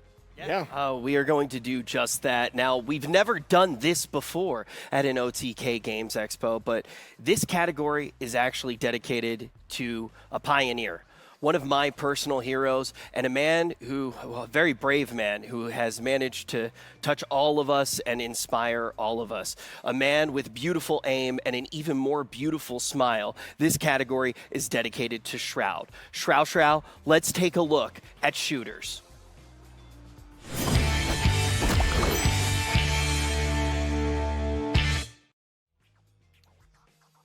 I think I actually might be the bad guy in this next game. It's made by Mopeful Games, and it's called Fashion Police Squad.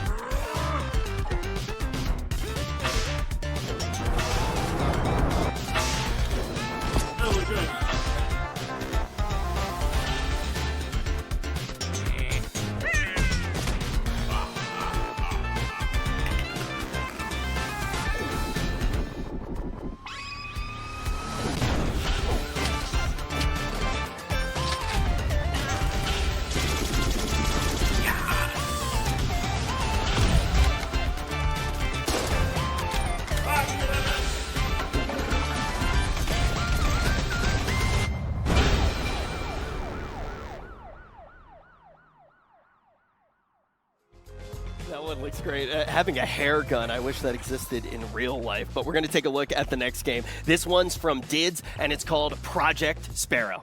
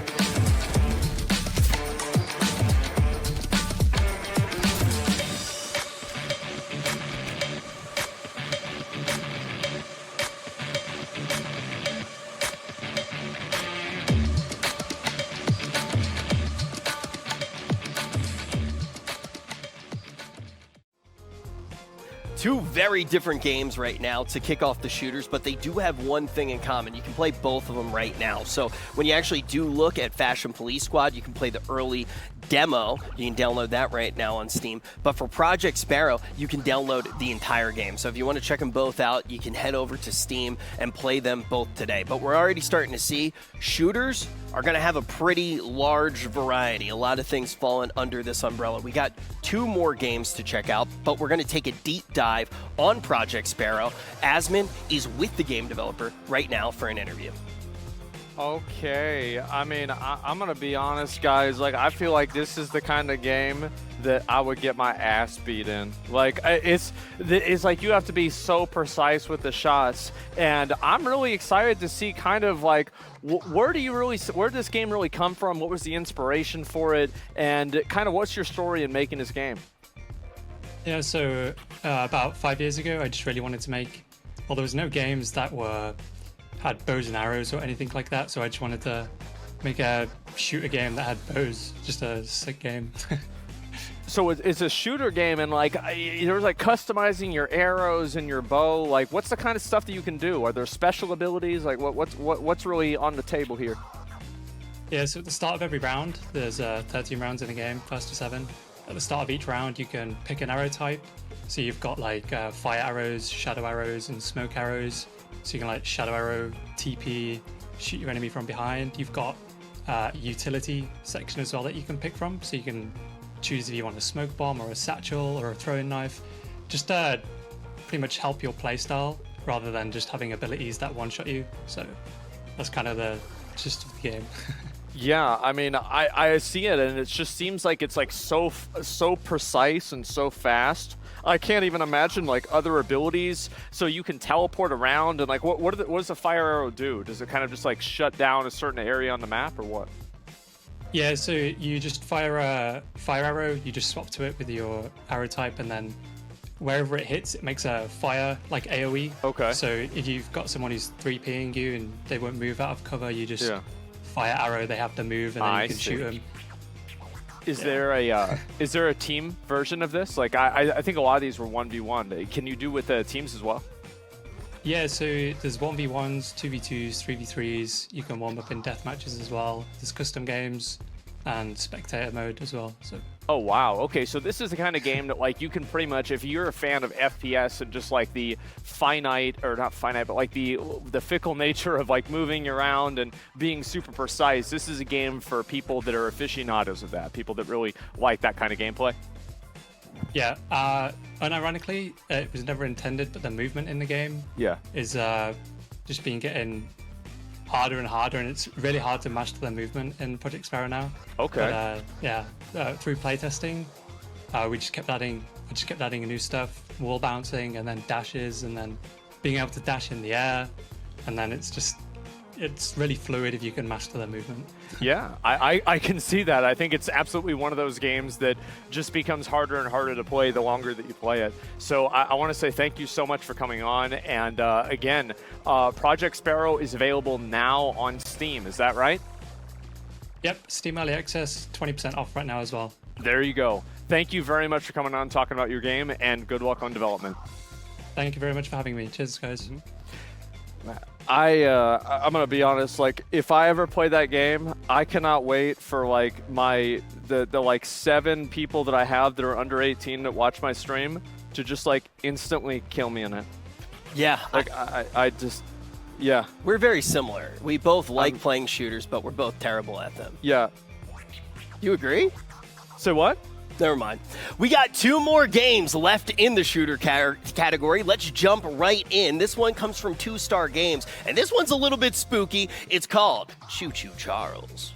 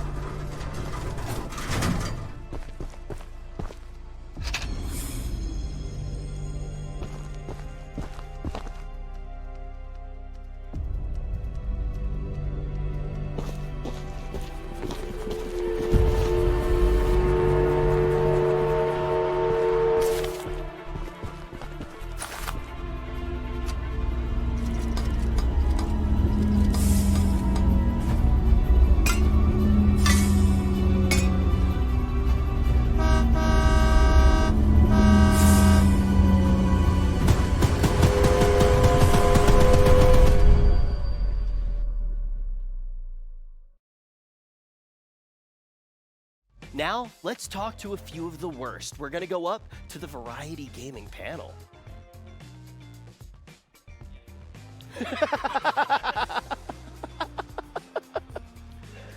Not gonna lie, I'm actually getting quite mad at Rich for calling me bad.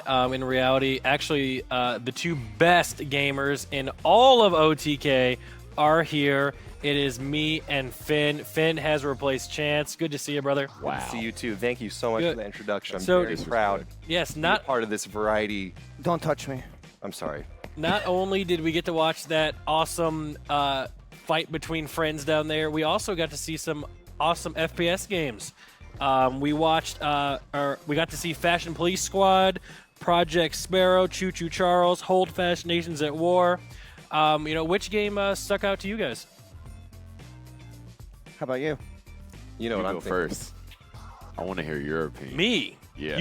I'm supposed to just. You I want feel me- like the fashion game fits you. You know, I What? thought that would be your favorite. The fashion game was great. It was a 2D game. You know, it was fun, 3D lighthearted. game using like 2D, like pixel Right. art, so it's kind of cool. The art Exactly. style in that game stuck out to me a lot. That's more of Finn's alleyway.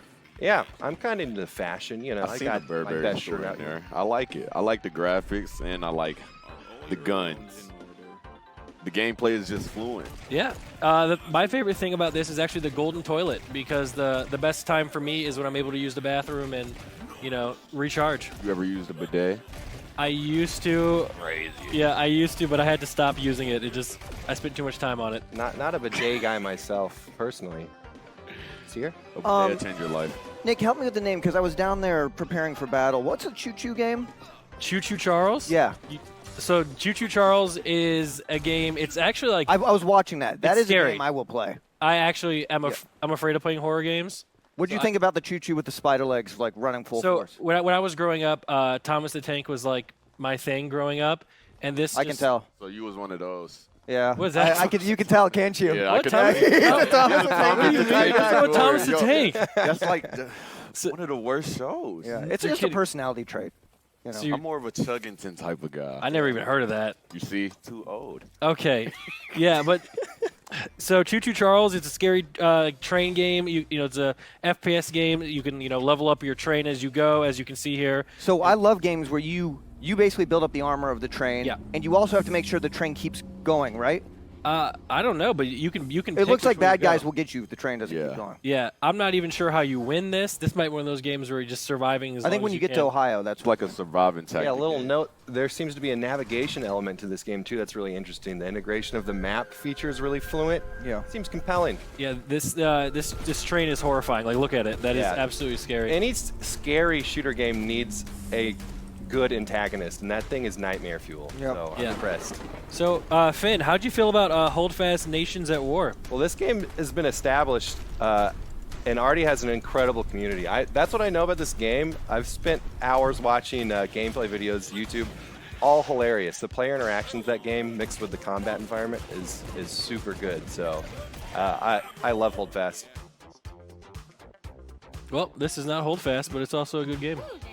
How I felt about Hold Fast, I'm not really a fan of beans on toast and shit like that. Me neither. Beans It's on unacceptable. But I like the game, It's Wait, a pretty cool what do you game. mean I beans feel like on it's toast? It's UK. Is that what they eat? Beans on toast. Surprisingly. I think, yeah, that's How do Have guys- you ever eaten beans on toast? Absolutely not. I don't eat. No. Okay. I Now- don't even eat eggs. I have a question. Yeah. Do you think that you would be good at any of these games? Personally, and I mean this without no cap. Okay. I would be in the top 0.01% of every single one of these games. I am better than Shroud. There you have it. Fighting words. Ooh. Fighting words coming out of Nick. Those are Hear that, fighting words. Shroud's chat? Yeah, he knows. Yeah. I like Shrewd. Yeah, he's cool. Yeah. So Finn, anything else you want to add? I'm talking about Project Sparrow as well. We haven't mentioned that one yet. The arena-based shooter, also looking pretty spicy. Anything that has to do with movement and projectile combat I'm interested in. Yeah. And this game seems to have those elements. It's looking fun. That's what I'm good at. Any game where it introduces FPS elements, you put me in that hot seat, and guaranteed I'm going to be at the top of the charts. I've been playing FPS professionally for years. I used to be a trick shotter, Black Ops 2, when I was like 12 years old. So I like the high rise, things that they could jump off of and also like spin around. I like seeing that. It's interesting to me. I like it. If you want me to be completely honest, if I actually played this game, I am not good with arrows and projectiles. This is the one game that I actually wouldn't be in the top in. In fact, I would probably be the worst at this game. I just don't know how to like lead my shots and things like that. I'm just never really. You're like that with guns as well in games, right? So you're more of a sit down and pee type of guy. Yeah. How did you know that? I do it too. Okay. Yeah. Yeah. Absolutely. Absolutely. I'm all for it. Finn, how do you think you do at Project Sparrow? I think I do great, Nick. I think I do super good in that arena-based game, and I think I would 360 no-scope you, take you out of the game immediately. And then it's beddy by time for Nick, huh? Yeah. Okay. Take you right to bed. It's roughly 6:30. All right. Well, guys, Finn, anything else you want to add? Yeah.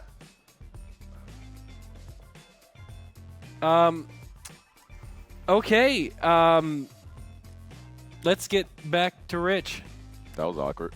Hello, I'm back on the stage. It's time to take a look at the simulation games. Let's jump right into the action with the first one. Oh, never mind. We're not jumping right into the first one. Asmon, I went to the wrong left. Yeah, you did. Thank you for covering. To go to the other side? Yeah, I was supposed to go to the other side, man. Yep. I make mistakes every now and then. I'm a human. But if there was a game that simulated life, I could play it and potentially get better at real life through a simulation. And that's exactly what we do have as we start to take a look at this section. The first game is coming from Filament Games, and it is called Roboco.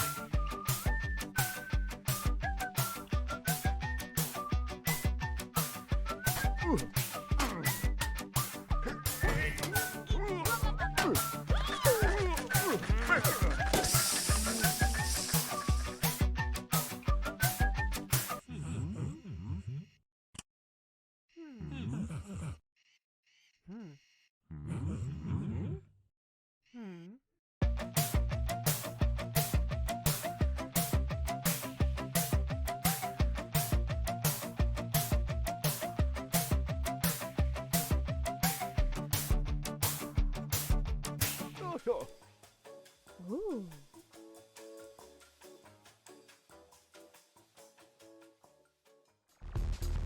I'm going to be honest, that trailer definitely took a turn that I did not see coming. You guys can actually check out the gameplay right now. There is a demo available for download, and you can put it on your Steam wish list so you can see all of the new developments for the game as they do arise. We're going to hop into the next one. This one's coming from Randwork, and it's called Abyss.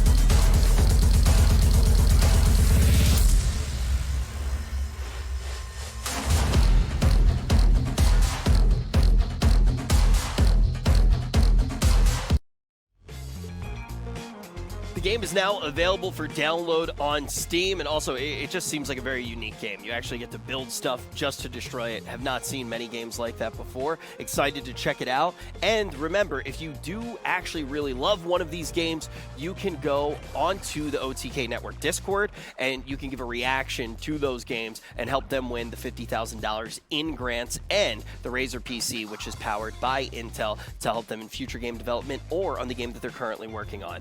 We have another game inside of the simulation category coming up right now. This one comes from NCB Games, and it is called Steel Guardian.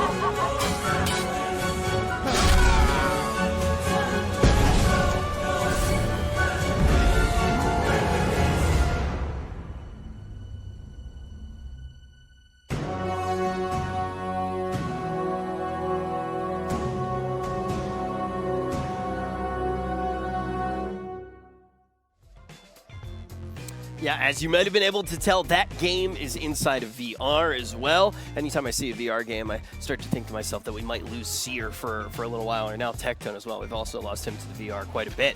You can check this one out for download now, though, and we will make sure that that link is in the chat so you can go download it right now and actually check out Steel Guardian.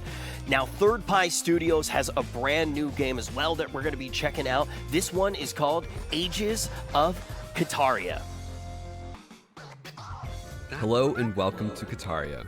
Ages of Kataria is a village story generator where you'll choose your own ancestry, expand your town, and watch over the villagers who live there. Your villagers will age over real-world weeks, experiencing glory and pain. As they live, your villagers will develop skills and personalities which will help them on adventures. Assign your villagers to collect resources that your village needs. Play mini-games around town to increase your villagers' skills and boost productivity.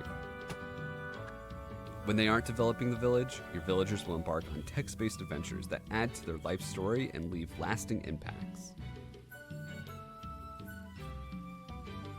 However, every story must come to an end. As they pass, their souls will enter your town's spirit tree, and their offspring leave a legacy as your town's history grows. Craft your town your way, built from a wide selection of buildings and props to design your town to your aesthetic. Customize each of your buildings in town and share it with your friends online. Change your villager's hairstyle and outfit. Trade for the resources you need online. Come set sail and enjoy Ages of Kataria.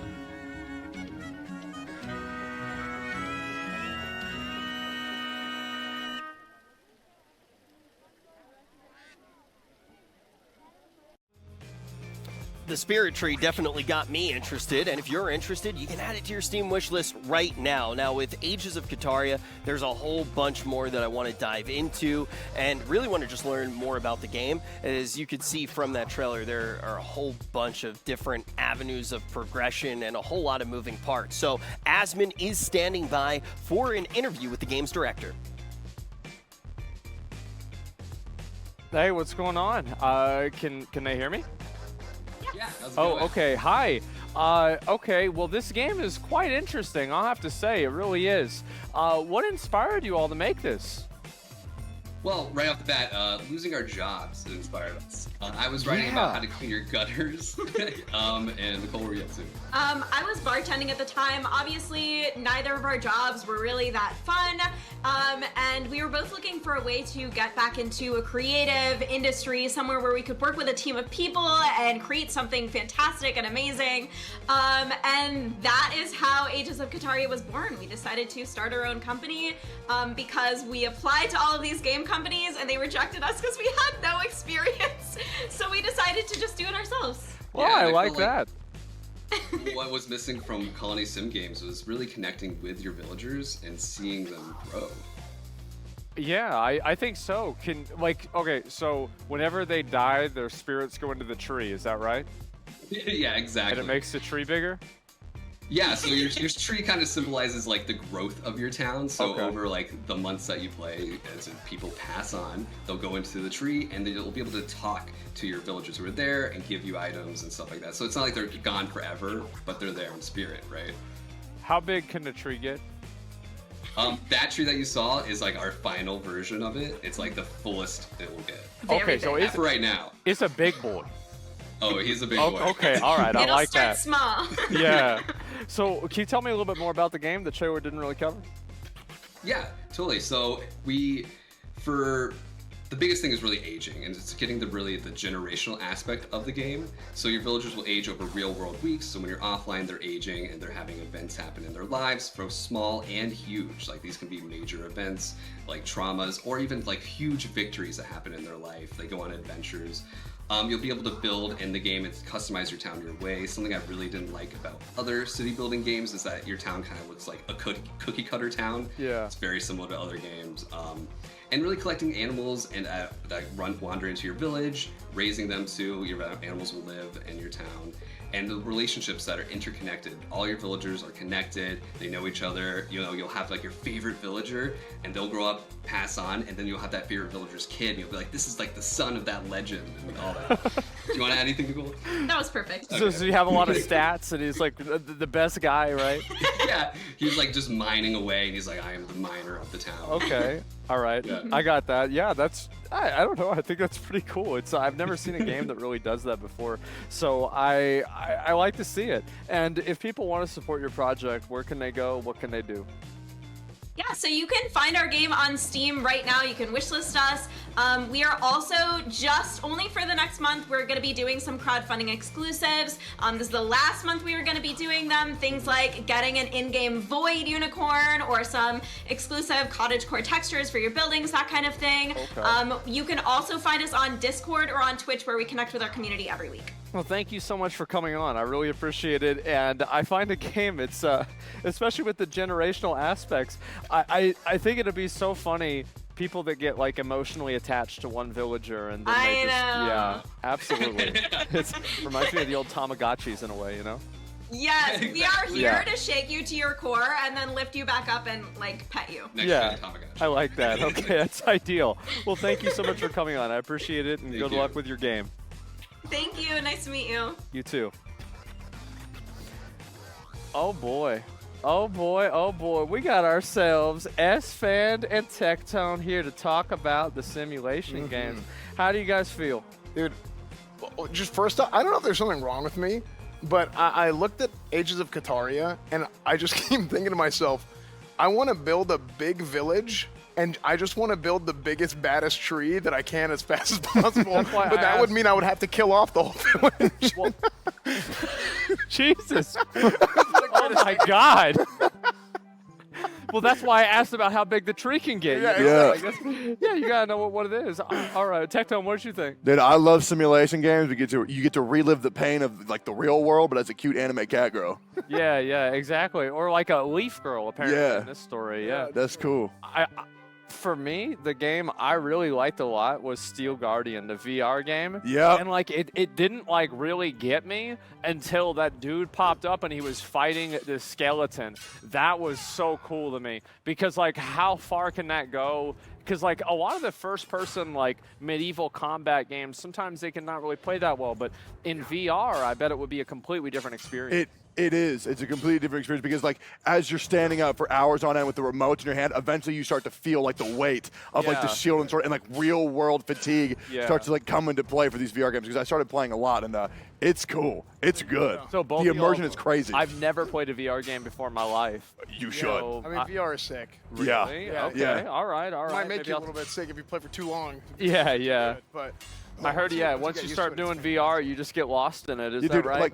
like you see like the anime cat girls that you already like, but imagine if you felt that they were real standing in front of you. I one time I saw a Soda Poppin' stream, and I almost had that experience. Yep, that's about right. You know what I really liked was I really like both Abris and Roboco, right? Because I like a lot of puzzle games, like the thinking games, stuff like that.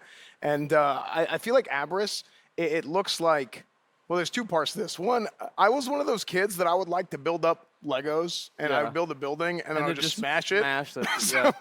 So Abris kind of reminded me of that. But it's like physics based. They're physics based puzzles. So it's a game that, like, if you play GTA, I know like the newest GTA 5, it's new, but it's like 10 plus years old now. But I always like to run cars into stuff, and I really enjoy seeing like ragdoll mechanics and physics. Yeah, it's fun. Yeah. So being able to take that and have these physics-based puzzles, I think is really cool.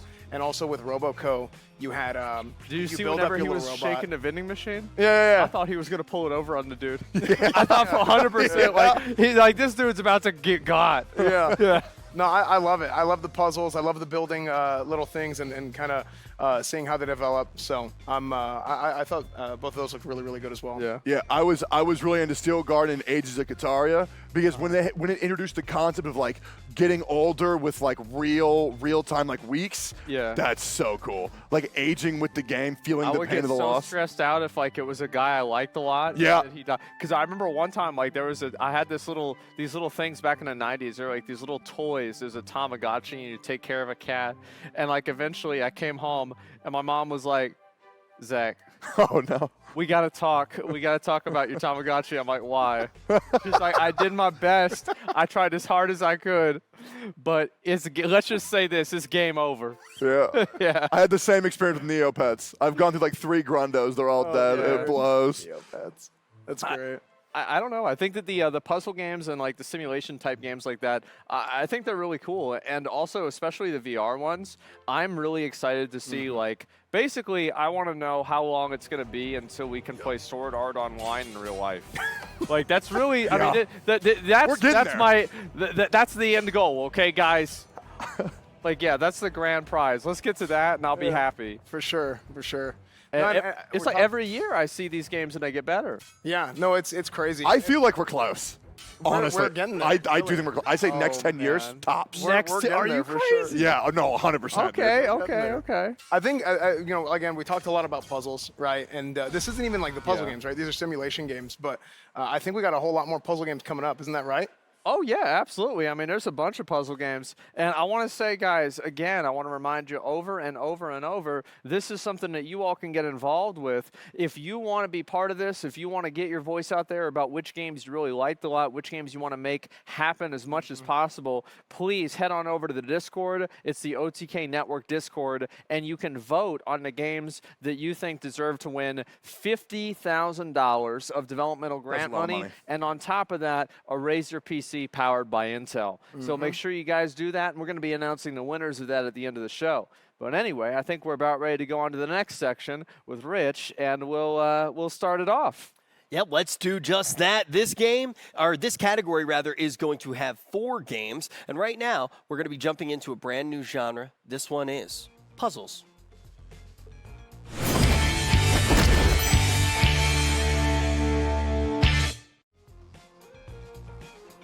For the first puzzle game that we're going to be looking at right now, it is by Mythic Owl Studio, and this one is called Harmony's Odyssey.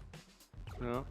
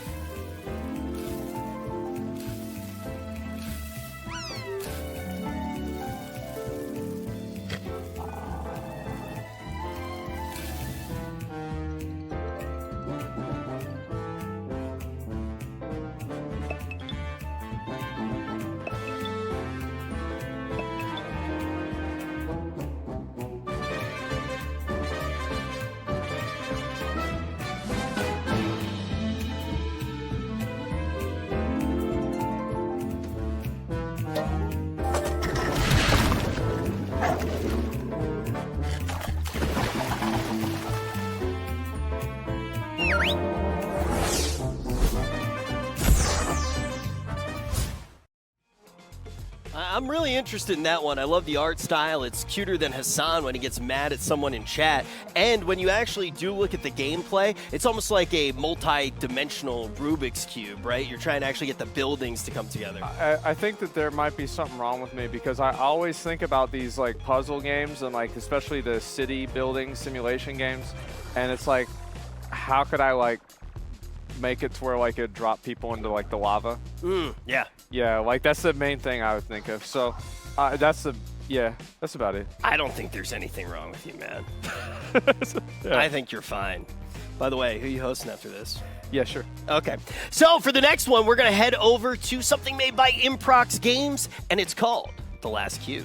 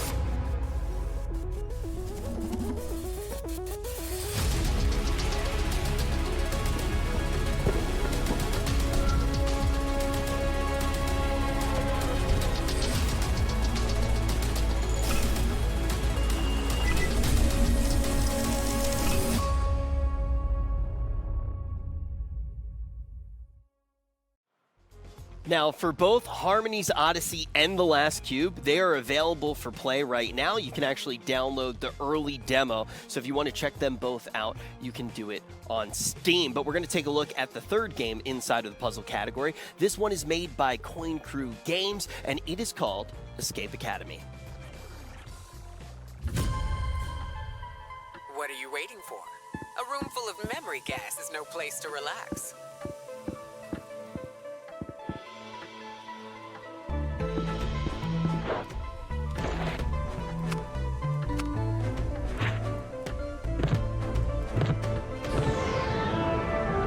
Impressive. I knew I saw potential in you. Ah, there you are. Welcome to the Academy.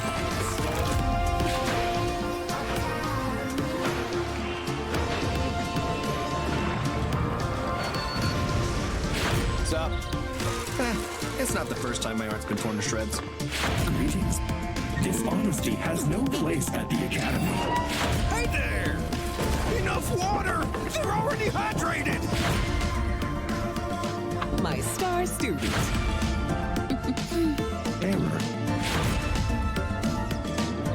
What the hell have we gotten ourselves into? Escape Academy! I'm very excited for this one. I'm actually a huge escape room nerd. I love going through and doing them. I actually do them all the time with my buddy Will Neff. We do like one a week. So I'm going to be gifting this one to him on Steam when it comes out on July 14th. So if you guys do want to check it out, you want to make sure that you don't miss the release date. It's a little while away. Go ahead, go on to Steam and add it to your wish list so you actually do get notified when it's available. Looks like it has co-op and multiplayer as well, so maybe we can even play against each other. We got one more puzzle game left. This one is very relatable. It's from Insanity Core, and it's called Headless Jeff 3.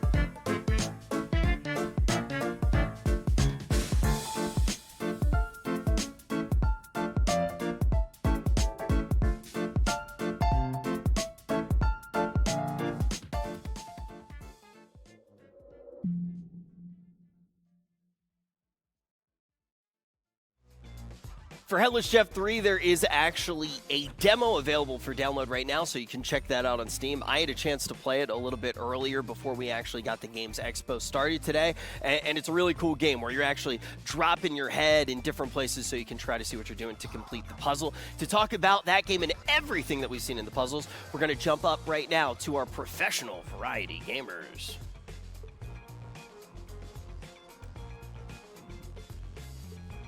All right, thank you so much, Rich. We are back, and this is Perfect Puzzles. And we got the smartest people around here to talk about puzzle games. Chance, how do you feel about this? Well, Rocket Bot Royale champion here. Yeah. I feel really good about a lot of those games. You know, a lot of solid puzzles, a lot of games we have seen before, but it looks like they're taking a new little twist to it. I'm excited. A lot of them seem like my brains can't handle it. You know, so Definitely can't. No. No. Neither could yours. Like you're done. Like you're nuts. Damn. It was a good carry though. All right, Seer, how do you feel about him? I have to say I love the last cube. Dynamic Tron-like visuals, stunning, intense. It looks like there's very, very satisfying results when you actually solve a puzzle, which to me is great because, to be honest, Chance, I'm not that smart, and I actually really struggle with puzzle games. So when I actually do solve something, I love to have that satisfying, like, bring, and everything gets colorful when you solve a problem. Well, you look at this here. You ever see that piece of paper where you unfold it entirely? It's a cube. It's shaped like a cross almost. I have no idea what you're talking about. Okay, well, either way, you look at this. It looks. My head starts to hurt trying to land the symbols onto the right, you know, things on the floor. It just seems like you're old. You wouldn't be able to do it either. Shut your mouth. Bruce, as you're the youngest, older. As the youngest up here, Bruce, how do you feel about the last cube? All of these games have in common. What? Like, all of these games are the type of game that I will put on and yell at my chat for not helping me find the right path. You know? But being a pro Telltale gamer, it's all about making the right choices at the right time. And I feel like the last cube, I used to play this in a computer lab too, but they added different elements. And I really like that. What is that? You see the way it's moving? Yeah, the little diagonal. Like that's, I don't even know what's going on. Wait a minute. So we are supposed to be the variety experts, and us three have admitted we cannot solve these puzzles. Y'all three, not me. What is that? What is that maneuver? So I don't know. This game is interesting because my head hurts and I'm just watching someone that seems to know what they're doing. It looks hard. How did you feel about Headless Jeff 3? I was actually a bit confused. Is it like you have the robot and then you have the head point of view as well in Headless Jeff 3? Pretty much a robot missing his head, trying to find his head without his eyes, I think, like, in a way. I think what's going on there, if we can get Headless Jeff up here, it seems like you take your head off and you place it down and you control where the perspective is. Okay. So you can't, it seems like maybe you can't solve the puzzle right now. You need to put your head down like it's a camera. And then you see, and now you solve it. So it's a fun control the perspective, and see he's gonna pick his head up, pick up the camera. Can you throw your head? I don't know, maybe. And you have to use your head as a problem-solving tool, probably multiple times. Maybe. Yeah. It looks like a really fun, unique puzzle game. I'm cool to see this here. Looks like the movie Robots too. I like that movie. Yeah, it's cool art style as well. And how do you guys feel about Harmony's Odyssey? It's it has a ton of like cute puzzles and brain teasers. How do you feel about that, Bruce? So that's like classic spot the difference situation going I on, told right? you that while we were watching because you didn't know what you were looking at. Yeah, and so it's taking my what? No, and Chance, what happened? No. I made the observation that it was a classic comparison game, and I told that to Chance. I had to explain it to him. I think you might actually just be copying everything Chance does. Are you guys comparing notes? Oh, yeah. Yeah. Hey, should I be here? I don't think so at this point. Bruce, what do you think about this game? I think he should be here, and also about this game, I like the fact that it's like something that you can play with friends. You want to get your friends involved in the late night. You know what I'm saying? How do you get those? Put it on the monitor, be like friends? everyone kind of sits around. I have none. Do you have friends? Dude, shut up. So you're sitting in the living room. And you just put it on the screen, and the friends are all looking, trying to spot the difference. I played a game like that recently, and it's actually really fun. It's like Where's Waldo? Yeah, Where's taken Waldo? to the next level of, this third-person game. Yeah. So, and the final game was Escape Academy. It's like that was scary. I really like this one. You do? How do you feel about it? To be honest, It just reminds me of one of those games that didn't trap themselves in a box, being in one room and being that only level. Yeah. That's why I was really interested in it, because Japan, Greece, you could go to different places in the world and escape the room. Yep. Pretty hard. Oh, that's what that was. Yeah, this game. Remember, we played the game called We Were Here. Do you remember that? Yeah. It's like that a lot. Only they've got. It seemed like they have a lot really in-depth story to it. So it's an escape room. It's called Escape Academy, and it's just that fun little take on it where you gotta escape the room with a fun story. I think a lot of streamers are going to be playing this game because they're just very fun games to stream, but also just puzzle people. Our friend Pluto loves going to escape rooms. You can do it at home now. Yeah. These games are great. Absolutely, absolutely. Do you want to play that game with me? No. Okay. Well, I'll play it with you. Oh, thank you. Oh, it's all good. See, making friends, meeting friends, that's what OTK is all about, and these puzzle games are absolutely awesome. Guys, don't forget to go vote in the Discord OTK network. Vote for your favorite here, and guys, we will be right back after this quick break. Man, those puzzle games looked absolutely fantastic, and I actually have a friend who, I think he's watching right now. I would love to watch him stream those puzzle games. He used to be really good at a game called Diablo, but he kind of fell off, so hopefully he finds some success playing those puzzle games. Maybe he'll be able to beat them. But now, it's time to look at a brand new category. This is one that I think all of the people in this room right now really kind of met each other through games like this. Ladies and gentlemen, we're going to be taking a look at RPGs.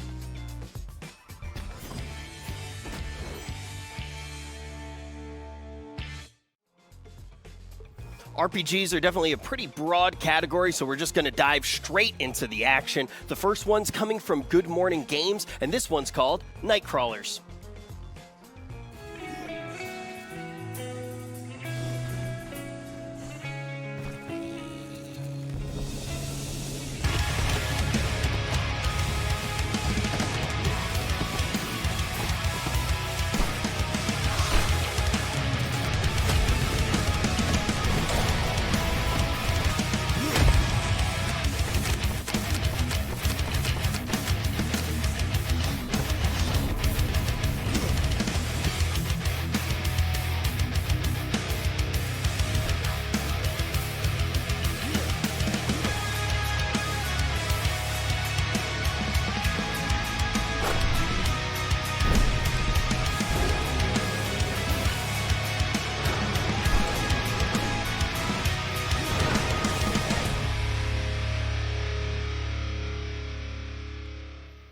You can add Nightcrawlers to your Steam wish list right now.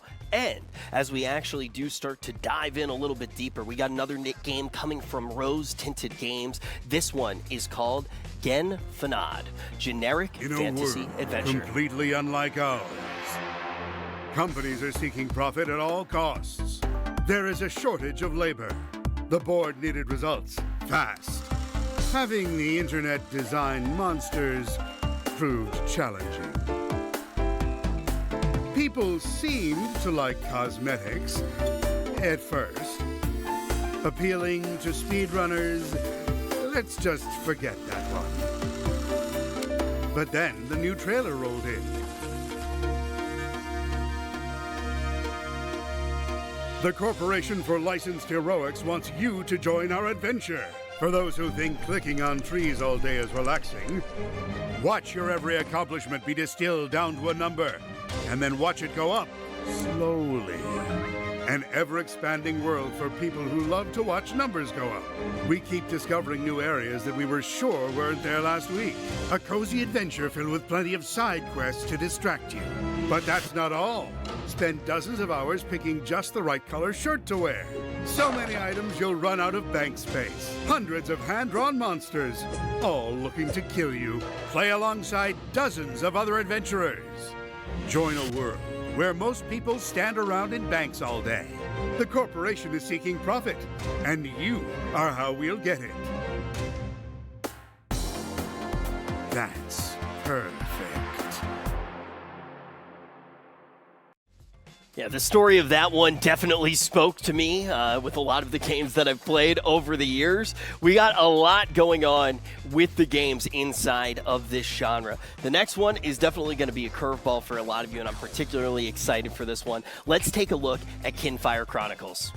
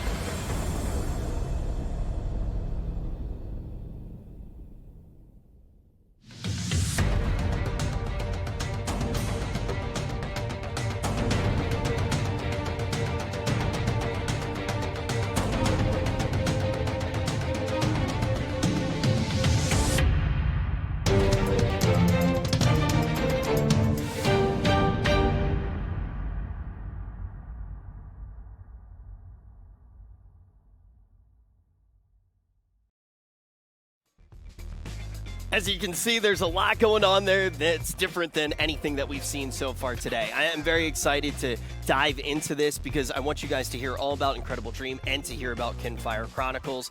Some of the people working on it made some of my favorite experiences in gaming, but I don't need to do the talking because we actually do have an interview right now. It's going to be Asmon sitting down with the CEO and co-founder and talking about everything that's going on. Hey, how are you doing? Thanks for coming on.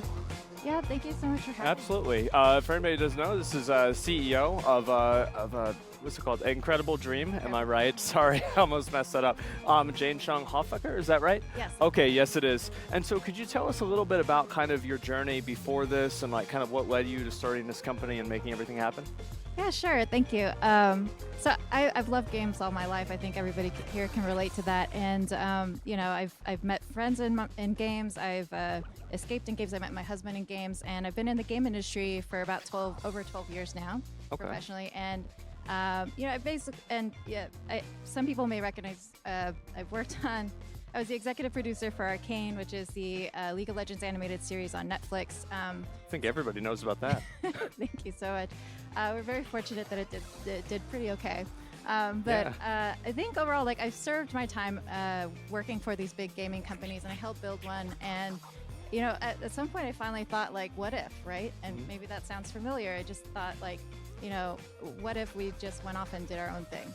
And so, you know, I co-founded Incredible Dream with some folks that I really liked, and we just really wanted to make a different kind of game, really based on the experiences that we've had playing D&D and board games and a bunch of other rich experiences that we've particularly had over the last couple of years.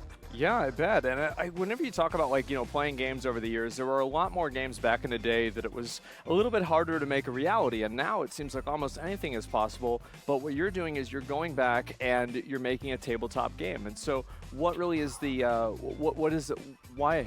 What's the tabletop game? Yeah. Yeah.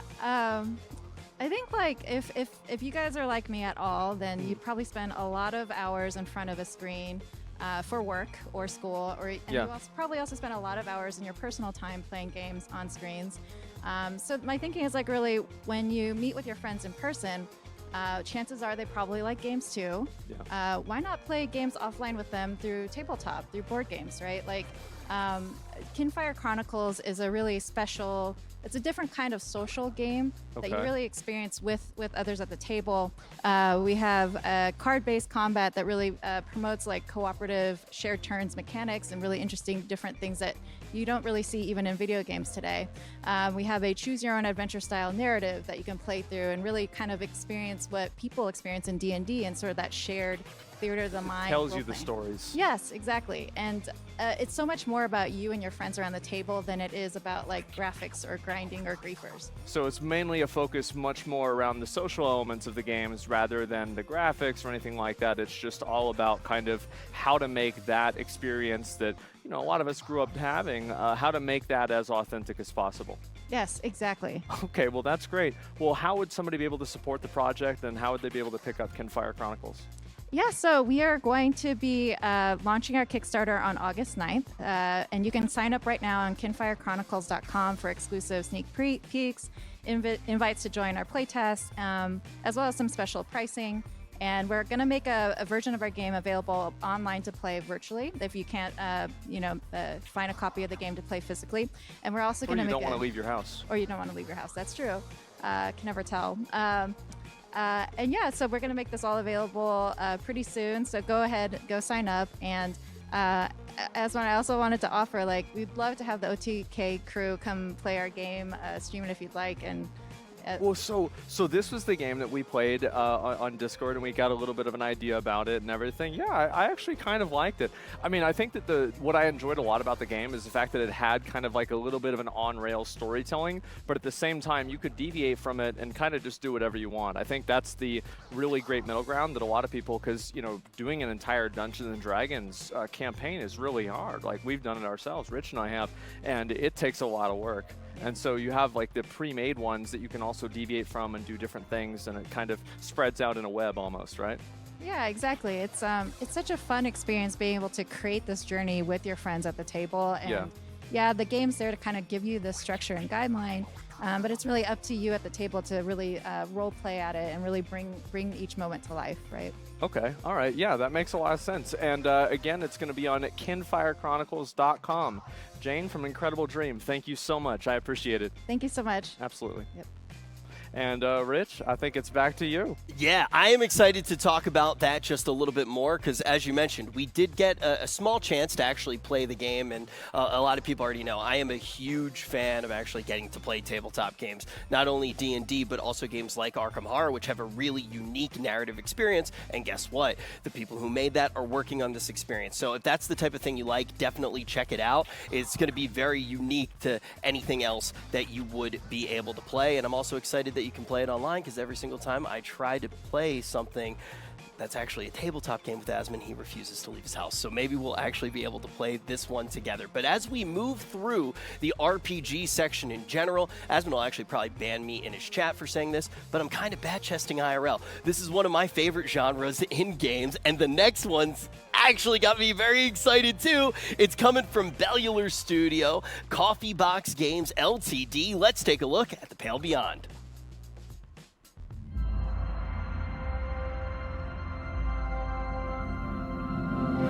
So you're looking a job, eh? Let me tell you what you're getting yourself into. We'll be sailing aboard the Temperance, a rescue vessel sent out to find her sister ship, lost in the ice. As my second in command, you'll be responsible for 24 crew members. Well, 36 if you count the sled dogs. I suggest you study the crew manifest, get to know everyone, and try to keep them on your side. It could save lives one day. God forbid the cold takes me or the ship. That'll leave you in charge. Life on the ice is cruel. Will you make the choices no one else can? Promise me you'll do right by the crew. Whatever it takes. Let's just hope it doesn't come to that, shall we?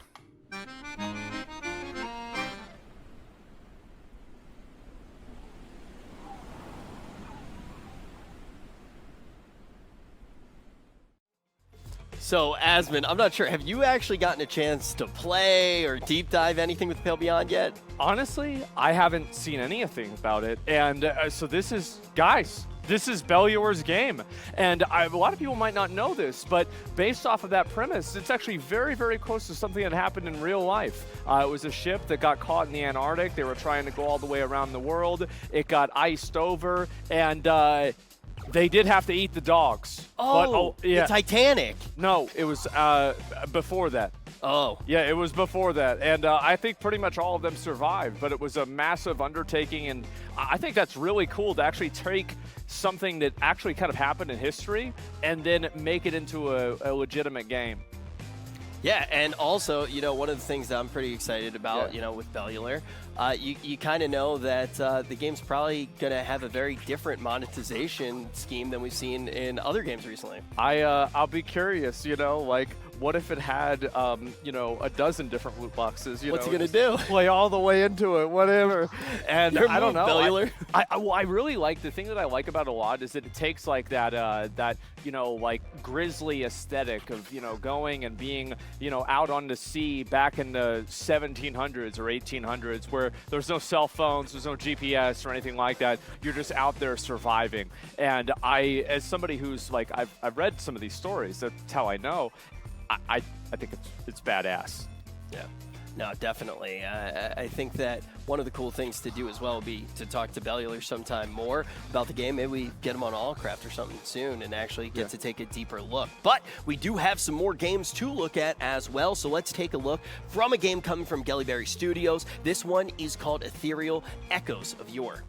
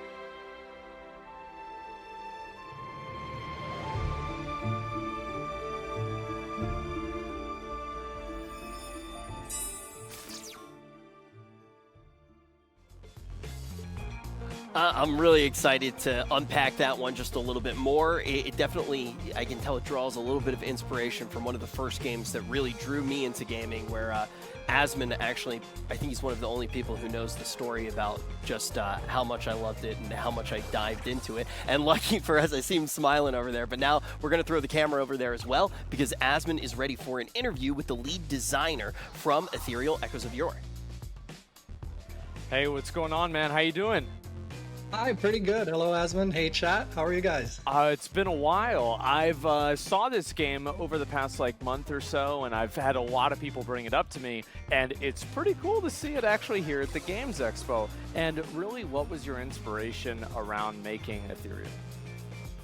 So Ethereal, actually, we started working on Ethereal 8 years ago, and we'd kind of gotten tired of the current MMO scene because we felt like it was very cookie cutter, linear progression, you know, and we felt like the soul had been taken out of the genre in a way. Yes. So that's kind of how it started, and what we did is, being an engineering team, we just started like we started to learn, and we just took our time with it and made sure we made all the core systems as they should be, and that's kind of how it just kept on growing, you know. We just wanted to create like this immersive fantasy world.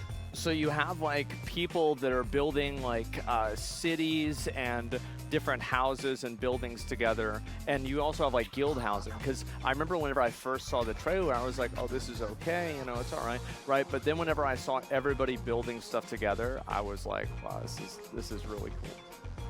Yeah, so all the building in on the continent of Iramesa, it's massive and it's non-instance. So if you as a guild, you own a plot, you can actually, as guild masters and officers, you can assign plots to infrastructure, which you can use for like roads or marketplaces, and then you can also assign them to like individual guild members. So if a guild member has done a lot of work getting the plot, or if you want to give them a house of their own, they can start building. And all the building is grid-based, so you can even dig down and you can build basements, you can build up into, well, quite a lot of floors. So yeah, it's very free in that sense, and we feel like the building aspect of it is a very big part of the game. I think that looks really, really cool. I'm excited to see that. And you're talking about the soul of MMOs. What are some of the design philosophies behind this game? So all of like the core mechanics of Ethereal, like the crafting and the gathering and the exploration and adventure part of it, they're very like deep mechanics. But in our opinion, it doesn't matter how good mechanics you have if they're not all tied together. So one of the core philosophies of Ethereal is like, if you want to be a master craftsman, like let's say a blacksmith, for example, then you should impact the server because you are a blacksmith, right? So you would be getting special kinds of quests and you would be contributing to the server's economy as a blacksmith. So that's how you chose to play. And you can do this for leatherworking, you can do this as a combat character, an adventurer, as a tradesman with a caravan. So that's kind of the idea is we want to build like this immersive playstyle where you're building your character. It's not just like, oh, congratulations, you're the chosen one, which we see so much in games today. It's like you make the character you want to make, and then the game has mechanics that allow you to interact with the game itself. And as a result of that, since the servers are built up by these dynamic events the player take a part in, every server on Ethereal is different. So you might have a world boss on one server where the players failed to kill it and now the town is destroyed. But on another server, they might have cleared the raid boss or a world boss and that town is just fine on that server. So that's kind of the way that players are interacting as a community and changing the outcome of the servers. Yeah, I think that's really interesting, and especially whenever you get into like the impact that players can have on a server on like a macro and a micro level. I think that's really one of the most interesting things for these games, because people oftentimes like MMOs, they have, it's like the main thing that you do is you have your combat level, and then blacksmithing, leatherworking, anything else besides that, all of those things are secondary. So in this game, they are much more of a primary method of play, as well as combat. Correct. So like so raids in Ethereal are very different in that like raids are an event that you lead up to, and up to this it could be like, say a cult is trying to summon a demon boss, and so crafters will be involved in this because they need to gather magical materials that enchanters and blacksmiths will create like wards, like anti-magic wards in the game to make the raid boss actually manageable or easier or whatnot. So realm firsts are not only tied to the best combat players, but they're also tied to having the most dedicated crafters and the most dedicated craftsmen on the server as well. All right, that sounds like a lot, and I gotta ask, like, what do you think really is gonna separate Ethereal from among many other of these Kickstarters that never really happened? Yeah, so I think the main thing is that we have a game. Like we had an open alpha that ran through the entirety of May. We've spent the last 8 years building the infrastructure and the tools. Like we're not using any third-party libraries or anything. We've built everything from scratch, and the game is highly optimized. It's already at a stage where all we're doing is just shaping out content. So as a result of that, we already have a game. It's not like we're promising mechanics we don't have. Guild housing already works. PvP, arena, BGs already works. Gathering and crafting already works. Character progression already works. You know, like and the tools we've made let us create content very fast, even though we're a small team. During the alpha, we created an entirely new 5-man dungeon with 4 unique bosses in it, and that dungeon with a team of 4 we created in 3 days. Oh my God. It took players longer to clear the dungeon than we took creating the dungeon, which is quite interesting. How many players can be in a dungeon? So we have anything from 5 to 20-man dungeons. Oh. So dungeons in Ethereal are what you'd expect from like traditional MMOs. Like you just go into an instance zone and you clear up and all the bosses. Okay. But then raids are a separate thing where, like I said, that involves the entire community, where like crafters are involved and gatherers and traders and so on. So that's the separation between dungeons and raids in Ethereal. Okay, yeah. I mean, honestly, this thing seems pretty exciting. So when do you think it's going to be out? So we are current plans are to launch the game on April 2023. So it's under a year from now. And we're going to be doing several kinds of play tests throughout. So make sure to follow us on Discord. Check out our YouTube channel if you want a deep look into the game. We also have a Twitch channel, Ethereal/Ethereal MMO. If you want to see me work on the game live, I do some game dev streams every now and then if you want to come and learn something. And yeah, just, come and enjoy the game. And the tests are going to be anything from PvP matchmaking to guild housing testing. And we just want people to get involved. And no tests will ever cost anything. They're all entirely free. Everyone gets a key. And it's going to be a great time. Okay, yeah, thank you so much for coming on and sharing your game. As I said, I've been hearing about this back and forth for quite a while, so it's good to finally get a chance to talk to you. Thank you so much. Thank you so much. Yeah, and again, guys, make sure you can add Ethereal to your Steam wish list now. And we have joined with us 2 other RPG experts here. We have SFan TV and Soda Poppin' TV. How you guys feeling? I'm feeling good, but Soda Poppin' TV is, I'm not. I thought you no had TV that in on my one name. of them. It's your Twitter. Don't you have that on YouTube? You not know your own Twitter? I do?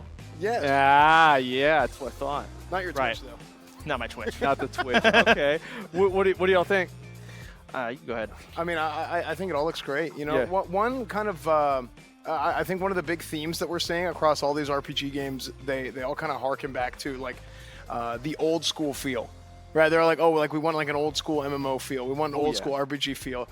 And I think the reason for that is honestly because the RPG player base, the community appeal to play RPGs are always talking about that. Like, oh, well, I want to have this. I want to have this that I played in that game. I think it was Genfanad that had it drew inspiration from RuneScape that I talked about before. Yeah. So no, it's very, very cool to see that's kind of a focal point for a lot of these studios, for a lot of these developers, and I'm excited to see going forward what they come up with. I'm kind of excited to see where this Ethereal game goes because one thing that's really interesting to me about it is the fact that they had like these large-scale dungeons, but the difference it seemed is it wasn't like super fast-paced because whenever you're talking about these dungeons, oftentimes it's just, crazy reaction time, move out of this, move out of that, move out of this, move out of that, but like it's a little bit more slowed down and more impactful and deliberate, and I like that. I'm looking at, there's 3 types of RPGs we have here on my list. I was taking notes. Of course. Indubitably. We've got a board game on this list. We've got a couple of RPGs, but it seems like we have a couple of MMOs, which aren't. Those are no joke when it comes Straight to up. That's why we ask, because it's like, how are you going to make this happen? Like, how many of these games we have, and like I've watched how many YouTube videos reacted to them on YouTube of, wow, look at this MMO that raised $700,000, and in 3 years they've developed a picture of a 3D model of a horse that looks like it came out of Oblivion.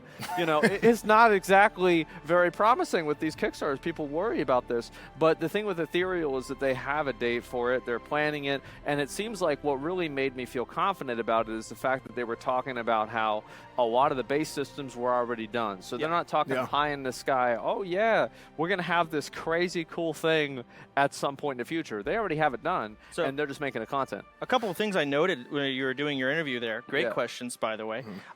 He mentioned guilds. I heard building, which is pretty big. I noticed there was a healing DPS and I think a tank role, which I think is something I love in an MMO. It seems like time is rewarded, which is pretty massive, and it's going to be ready in under a year. It looks like that PvP in too. I saw Arena. Yeah, they had Arena and Battlegrounds. I would have asked how many people on the server can a server have, because like I love whenever you have like thousands of people on a server, a lot of people on a server, and it's like a living, breathing world. I mean, we were all on Arena in class. The servers are different. He mentioned how, and of course, you're going to have one server that's probably min-maxed to Oblivion, where, every world boss, dead, instantly. But of course, you're going to have some servers that might be a little lower pop, more tight community base, and they're going to be way more unique. And so there's going to be like an attraction to all the servers, right? Well, something that we've noticed in a lot of the games that we've played growing up is individual servers would have their own culture, and not every server was the same. So that's exactly what you're talking about. I think it's totally reasonable to think that's going to happen. I had that happen. My original WoW server was full of a bunch of really nice people, and I never really fit in. Finally, I went over to Kel'Thuzad, and there was a bunch of assholes. I finally fit in. It was great, and so I think that's definitely true. And like Soda, you're right about like occasionally there are those servers where all of the the professional players go on those servers, you know? Another game that seemed, to kind of hit a lot of the nails on the head as well was Nightcrawlers. See, is that an MMO? I'm not really sure. No, But Nightcrawlers. I think that it's got. Can I see that again? It looked a little bit more of like an ARPG style. It had a lot of roguelite elements. And I think that's fun. I have not played a whole lot of roguelites. But, man, playing games like Vampire Survivors and getting into it a little bit more recently, it's super, super fun. I noticed there was a boss fight in here, a big-ass bird. I like that. I saw the gear, the upgrades. It looked satisfying. I love those kind of games, so I love seeing this. And then we also had a board game. The board game looked pretty fun. So anyway, we actually had an opportunity to play it for the first time, like maybe a couple of weeks ago or so. Soda, were you there for that? Yeah, I was. Yeah, okay, I thought so. I was making sure. I was looking over Sven's shoulder. He was the one playing. I was yeah, that's about right. And so we tried playing this game, and we did like the online version of it. And I think one thing that D&D can have that like I have kind of a problem with is sometimes things drag on. And I felt like with Kinfire Chronicles that there was really good pacing to it. It wasn't something where it's like you're sitting and making 5 different rolls if you're going to pick up a roll of bread. Yeah. I mean, the team is legit. I was looking at some of the art that I was looking at. Like, this is high quality stuff. It looked like a really fun, complicated board game that, board game extraordinaires. I've been trying to get into it. I have friends that beg me to play all the time. Are gonna love. Rich is over here, he's giggling in excitement.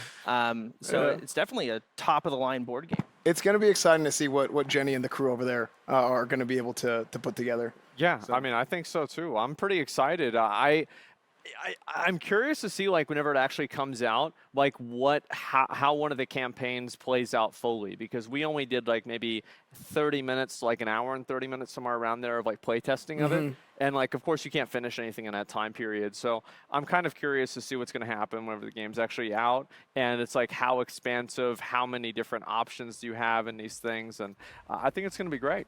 We had 2 other games that we got to watch. There was Pale Beyond was on there with the boat.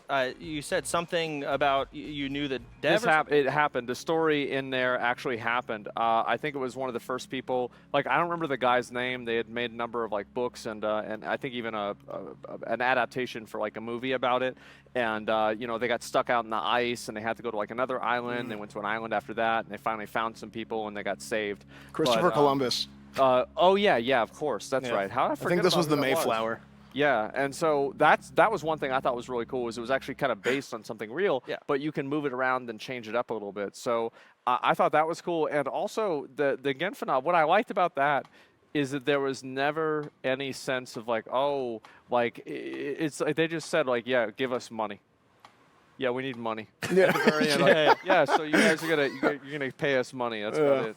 No, I think it was also cool just to talk about Pale Beyond again. And you mentioned this earlier. That's Bellular's game. Yeah. And Bellular's talked about it a lot. And Bellular's, he's a friend of ours, and we're fans of his. And it's just cool to kind of see like see it all kind of come together, Seeing a friend's game, kind of like see it on the big screen. I don't know Bellular personally, but I saw the voice act or heard the voice acting, and I was like, oh, this trailer's pretty cool. And then, of course, I saw the art of the boat. I was like, this looks kind of grim. And then you tell me it's a real story. I'm like, oh, shit. Oh, well, that's why. It's even more grim. Yeah. So, and I saw there's probably going to be some serious decision-making you have to make. People dying. It says you're the captain. You probably got to send people off to die. Otherwise, everyone dies. And it's like, whoa. So it looked pretty cool. I think the last game on the list was, where is it? It was the Ethereal. Not Ethereal, no. We had Pale Beyond, Kinfire Chronicles. I could not pronounce this. Okay, or I could not spell it. Ginfinad. Ginfinad? Yeah. How do you say it? Ginfinad? Ginfinad, I think. I don't know. And then that was RuneScape inspired. And it looked. I was gonna say. Yeah, it looks well. Very RuneScape-ish. That's something that they themselves have said. Like that's what inspired it. So.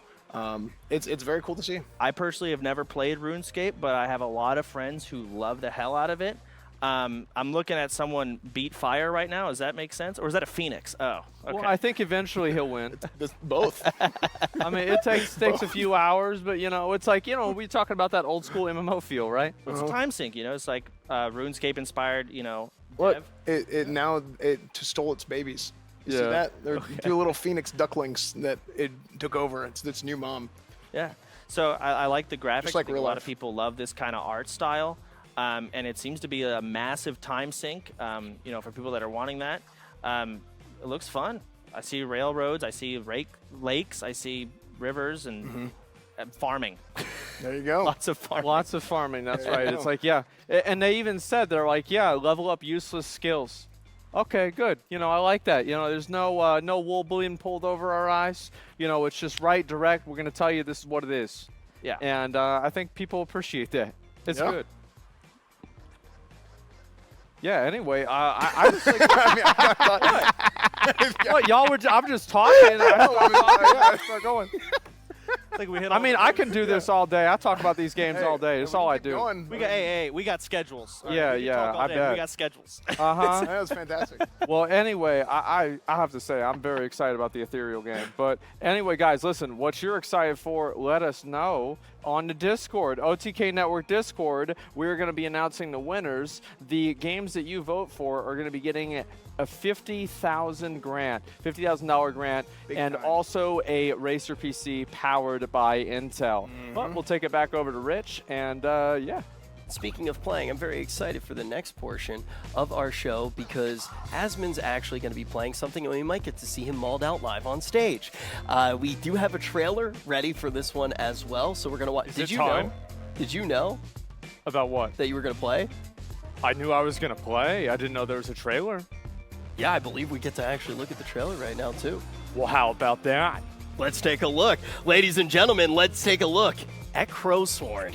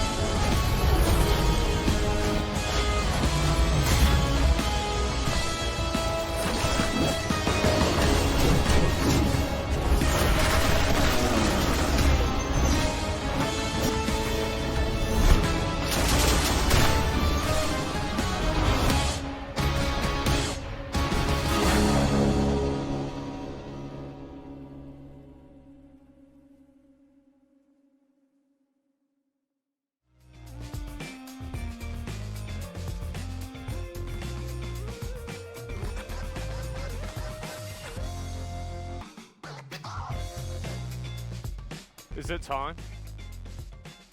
Is it finally time? Do I get to play this game? I can't hear anybody.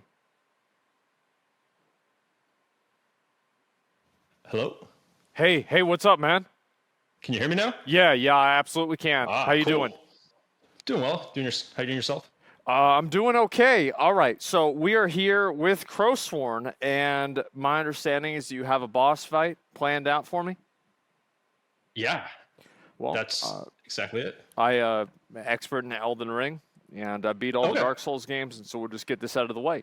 As you guys can see, moving around, I actually really like this a lot. It reminds me a lot of one of my favorite games, Bloodborne. I like the aesthetic of it, the shining, everything about it. It's really, really cool. So let's go ahead. We're going to take this boss down, beat his ass. I tried to do one attempt or two attempts, and then they said I couldn't try it because they want me to do it on screen. And so basically, like this. All right. So I go up there, and let's. Okay. All right. So That was good. That was good. Bro, I think the game's bugged. Yeah. Is it supposed to play like this? Yeah. You're missing the farming component, but it's working. Okay. All right. That's fine. I try it again. We're gonna beat his ass. All right. Here we go. So, is there like a cheat code I can use, or do I have to actually like? Actually, the last demo update they sent you was literally the thing that took out the cheat codes. Okay. That's not looking good. All right. So I jump over here, and then, man, bro, how you? Okay. All right. Well, if I go right here, okay, good, and then go over there. Oh, I see. I know I did it right. Okay. And all right. So I watch out. Oh, yeah. You're also not using your healing, but that's cool. That's cool. What button is that? I don't know what it's mapped to on yours. Probably. Let me see. Keyboard. Heal is A. Okay, heal is A. I got it. Okay. Let's. All right. Here we go. Let me try and heal. Okay, we're good. All right, guys. It's all right. I beat him right here. Here we go. Let's try this out. And there it is. Come on, fuck on. All right. Jump over here. And okay. All right. Jump over. All right. Good. Shit. Okay. Oh my, dude. How you avoid that? Oh my god. All right. What if oh, it's in the middle. Okay. All right. I jump this. I jump. Okay. I jump over here. All right. What's he gonna do? What? Shit. Okay. All right. Jumping.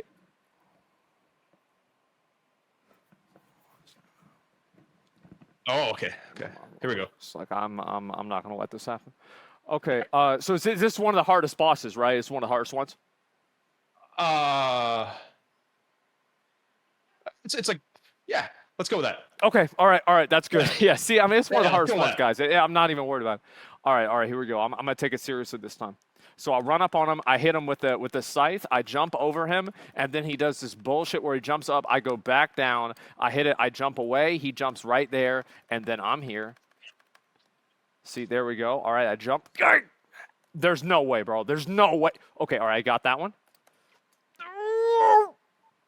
Okay, all right, move out of that. Good. And then I jump, and I beat his ass. All right, there we go. Jump away. What's this? What? What is that? Like, I'm getting wombo comboed in the game. All right, just get. Okay, all right, jump. Okay, all right, jump. Okay. How do you know I was going to be up there? Yeah. You're also, there's a dodge roll in this one too, so you're not using that one. Oh.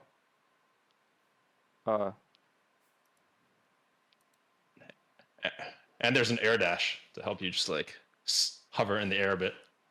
Uh-huh. Uh-huh. Okay. All right, that's going to help. That's going to help. All right. So, oh. And then the air dash. What was that again? It should work if you just press the regular evade in the air, I think. I get it. All right. No, that's it. See, I just didn't know how to play it. Now I'm going to beat him. Yeah, it's all good. It's all good. Yes, first try. All right. Okay. Yeah, right. Like, oh my god. All right. Jump over. See, I knew that was going to happen. I actually had no idea. Okay, all right, that's good. And I'm right here. Okay, good. And now he's going to do the thing. I jump. He didn't do the thing. Okay, and then he does this. And then God, you get away from me. Come on, man. Okay, all right, good. I'm actually good. What? No. Okay, all right, got him. All right, there it is. Nice. All right. Bro, I beat him. He's 100% dead here. Wait, oh no, I got to do this again. Okay, that's fine. I'm not going to get hit again. I just won't get hit. I'm going to turn off damage. Turning off damage. Okay. Bro, what? Was I close? Probably. Okay. Probably. All right. Yeah. See, it was like one hit. He was one hit. Okay. Almost it's fine. there. All right. We do it. You can do it. It's fine. Okay. Wait, oh, I hit the wrong button. It's okay. Yeah. I did that on purpose. That's right. Styling. Yeah. Okay. It was a heal. All right. And then, okay, that was rigged. You can use your heals. Okay. What? I think it was A. All right. At least you got some back. Yeah, it's all good. It's all Okay. good. All right. Got it. Yeah, now you got no more. This easier whenever you heal. It is. Yeah. Okay. Let me run. Jump. No. This. No. All right. Good. Okay.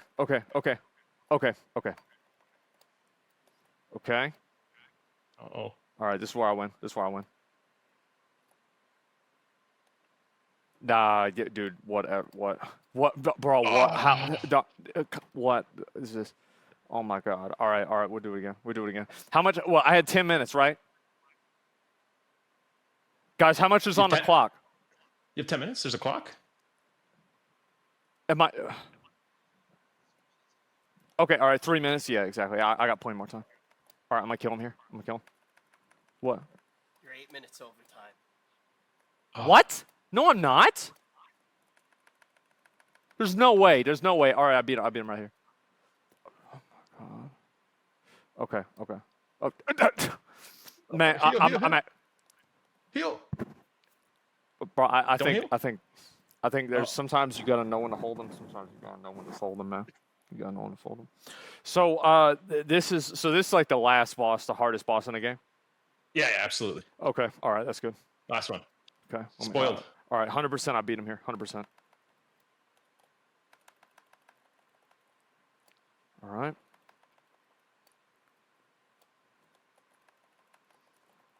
She couldn't get me there. All right, good. Yeah, right. Yeah. Okay, all right. That was actually totally my fault. Okay. All right, that was all right. Okay. All right, heal. Everything's fine. Dude, he's doing this cheating shit, man. Oh my God. Okay. No, it just. Oh my God. There's no. I didn't think he was gonna do that. Oh my. Okay. All right. Focus. This is where I win. All right. This is where I win. I hit the wrong button. Oh no. It doesn't matter because I'm gonna win anyway. I got 1 life. Okay, I'm about. All right. It's okay. Why I messed up? Oh my God. All right. It's okay. I got. We'll be fine. Here we go. Let me try this again. Okay.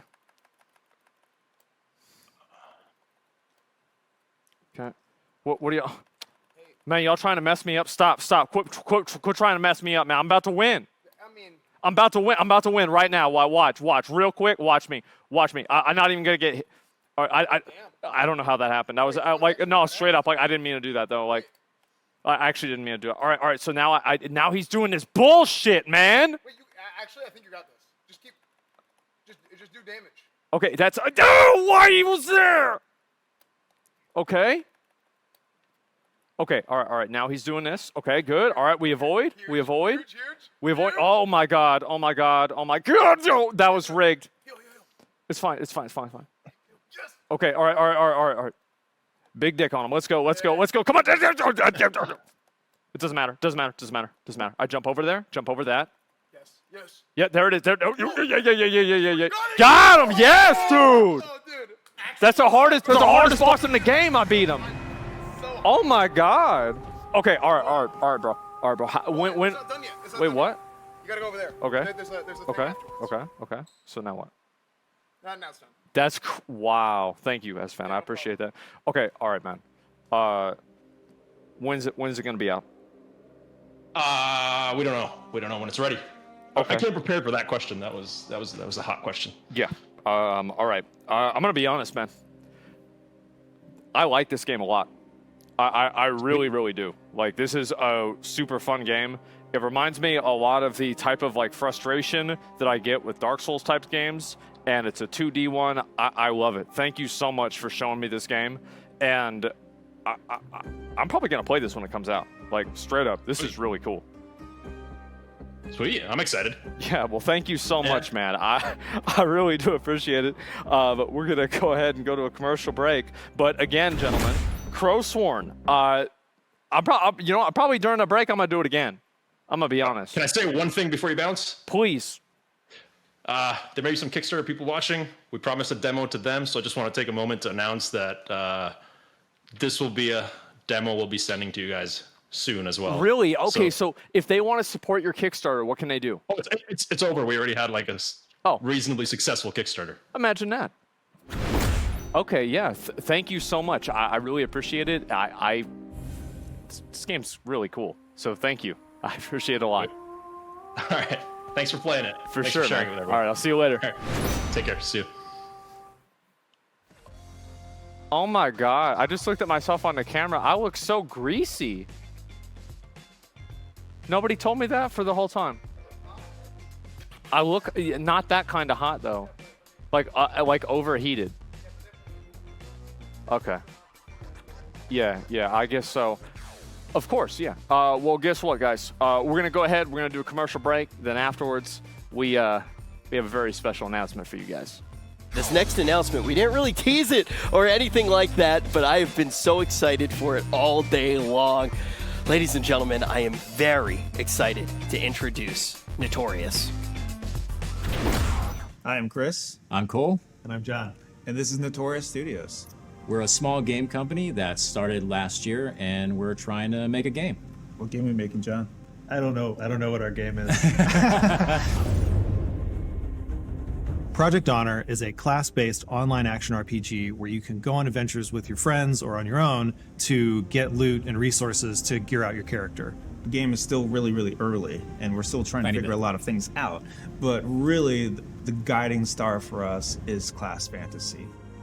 We want to sell that character and class fantasy through every single aspect of your gameplay. How you open a chest, how you walk, how you talk, how you interact with different creatures and characters and stuff like that should be all through your class.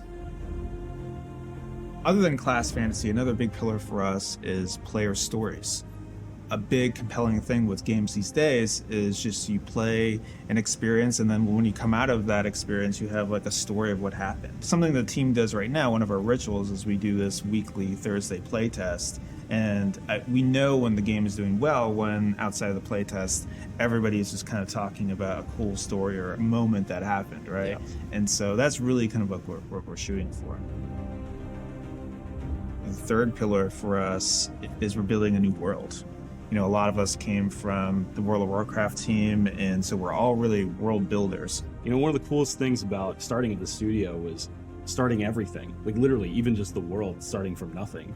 And working in UE5 has really opened up a lot of really cool opportunities for us to block out spaces at large scale and small scale. Allows us to kind of just try something and just, nope, that doesn't work, throw it away, let's try this. Oh, that felt really cool, let's keep that. Let's take little snippets and nuggets that we like and then carry that stuff forward as we kind of mature the space or mature an area. We want our world to feel like its own character. Yep. We want you to explore it and learn about it and defend yourself from it and benefit from it.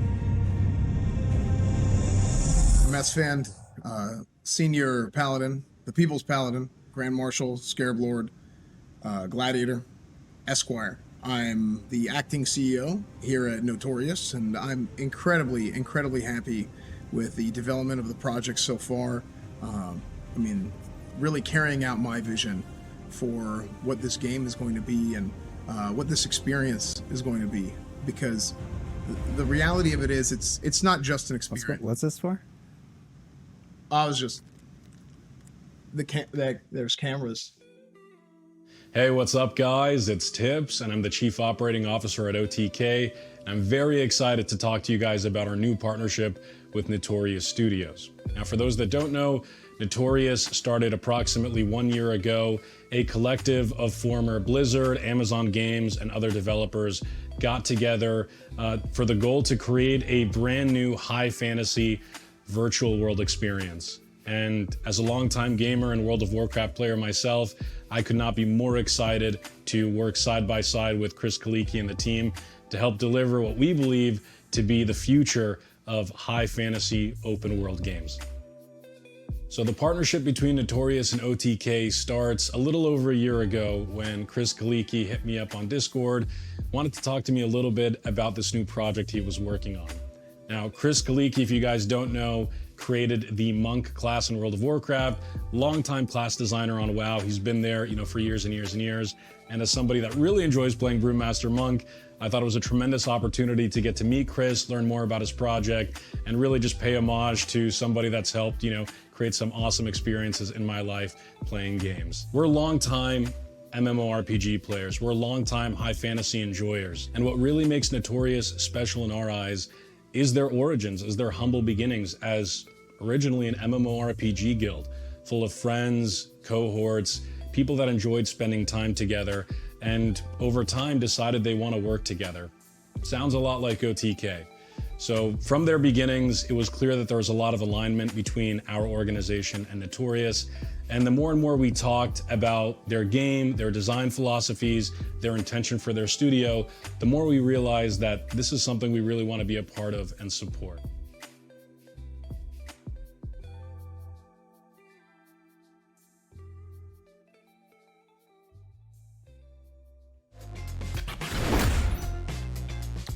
I can't believe it.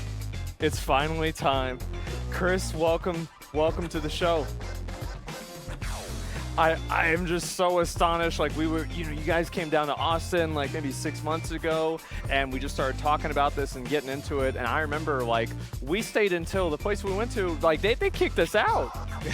Yeah, I am so excited. So yes, this is Chris Kaliki here with me from Notorious Studios, and we are going to be talking about the game that they've been creating over the past about year or so. Yes, yeah. Thanks for having me, and man, this is really, this is epic, man. Like this is like really cool, and it's crazy, right?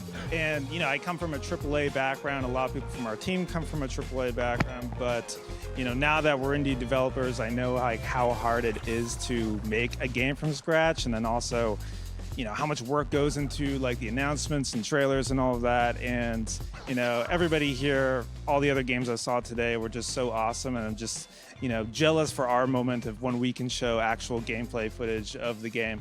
And I just want to stress about how early it is in this development of the game. It's kind of unusual for a studio to I think show concept art and show talk about the game this early, just because if you could just set expectations just so high or whatever. But a lot of us from the team, and me especially, just kind of see the value in involving the player in the game development process, and that's you guys and other influencers that I've talked through and interacted with through the years has been kind of my way to like connect to the player, and the best games. We talk on Discord. Yeah, exactly. Yeah. So the best games I think are involve the player throughout its whole development process. So we're trying some new things here, trying to going out there and being risky and kind of showing some of the stuff early. But yeah. I mean, I'm sure SFan and Tips, you all went out to the studio yourselves, and you got a chance to take a look around. What do you think? How do you feel? I thought it was absolutely incredible. I mean, just getting the chance to go out there, and I mean, Tip said it, in the video. We're fantasy enjoyers, right? And we're all. I can't believe I said that. Hey, we're enjoyers. That's what it is, and we're all cut from the same cloth. And really, from the first time we met, and I mean, you made a video really before Notorious and everything got started. I reacted to it. Maybe publicly. Yeah. Asmon reacted to it. But I remember watching that video, and I was like, this guy gets it. And it's not just you, but it's a whole it's the whole culture at Notorious. It's all the same, and it was a perfect fit. It's exciting to see that you guys are looking at games the same way that we look at games, the same way that a lot of people look at games. And I mean, just getting to play test the game a little bit was an incredible experience. Even though it's it's just in the beginnings, it already has a lot of promise. So I'm very excited about that. Yeah, I mean, you were there during what I talked about in the videos, like our weekly ritual of play testing the game and giving feedback, and yeah, I'm really happy that you and Rich were able to be a part of that. So, yeah. Well, it's funny. We went, and I don't remember how long we play tested exactly. Maybe it was like an hour or so, maybe a couple hours. I don't remember, but we play tested for maybe an hour or two, and we sat there and talked. I think for 4 hours, just talking to everybody on the team and just hearing what people's vision was and gaming in general and just how people look at games it was one of the most fun experiences I've had, and it was supposed to be working. So I don't know, maybe I was cheating it a little bit, but it was a lot of fun getting to play test the Warrior and stuff too. Yeah. I know afterwards we just had like really long, several hour conversations, and you had a flight to catch, but I know Rich, he stayed around longer, and we had dinner, and man, Rich can just keep going and go. I don't know how Rich can just keep talking that much. It's just insane. So but so much good feedback, and it really energized our team. One of the things that we loved about game development is, we have worked on a live game for a large part of our careers, and be able to like get stuff out there and get feedback. It just energizes us and gets us going. So, and we appreciate it. We're not always used to developers opening up their doors and working side by side with content creators to give collaboration and feedback and stuff like that. And so just to reemphasize, guys, we have officially partnered up with Notorious Studios. We're going to be helping them, collaborating with them, giving feedback on their new open world RPG game that they're currently working on. We're super excited. The second we heard about their philosophy when it came to class design, how they wanted the world to be, a main character and so on and so forth, it just completely struck a chord with us. 100%. And so I just want to say thank you to Chris and the rest of the team at Notorious. We look forward to helping usher in the next generation of high fantasy and doing what we can to provide as much feedback as we can. Do you want to talk a little bit about the game? Like kind of what it is, what it's not, anything like that?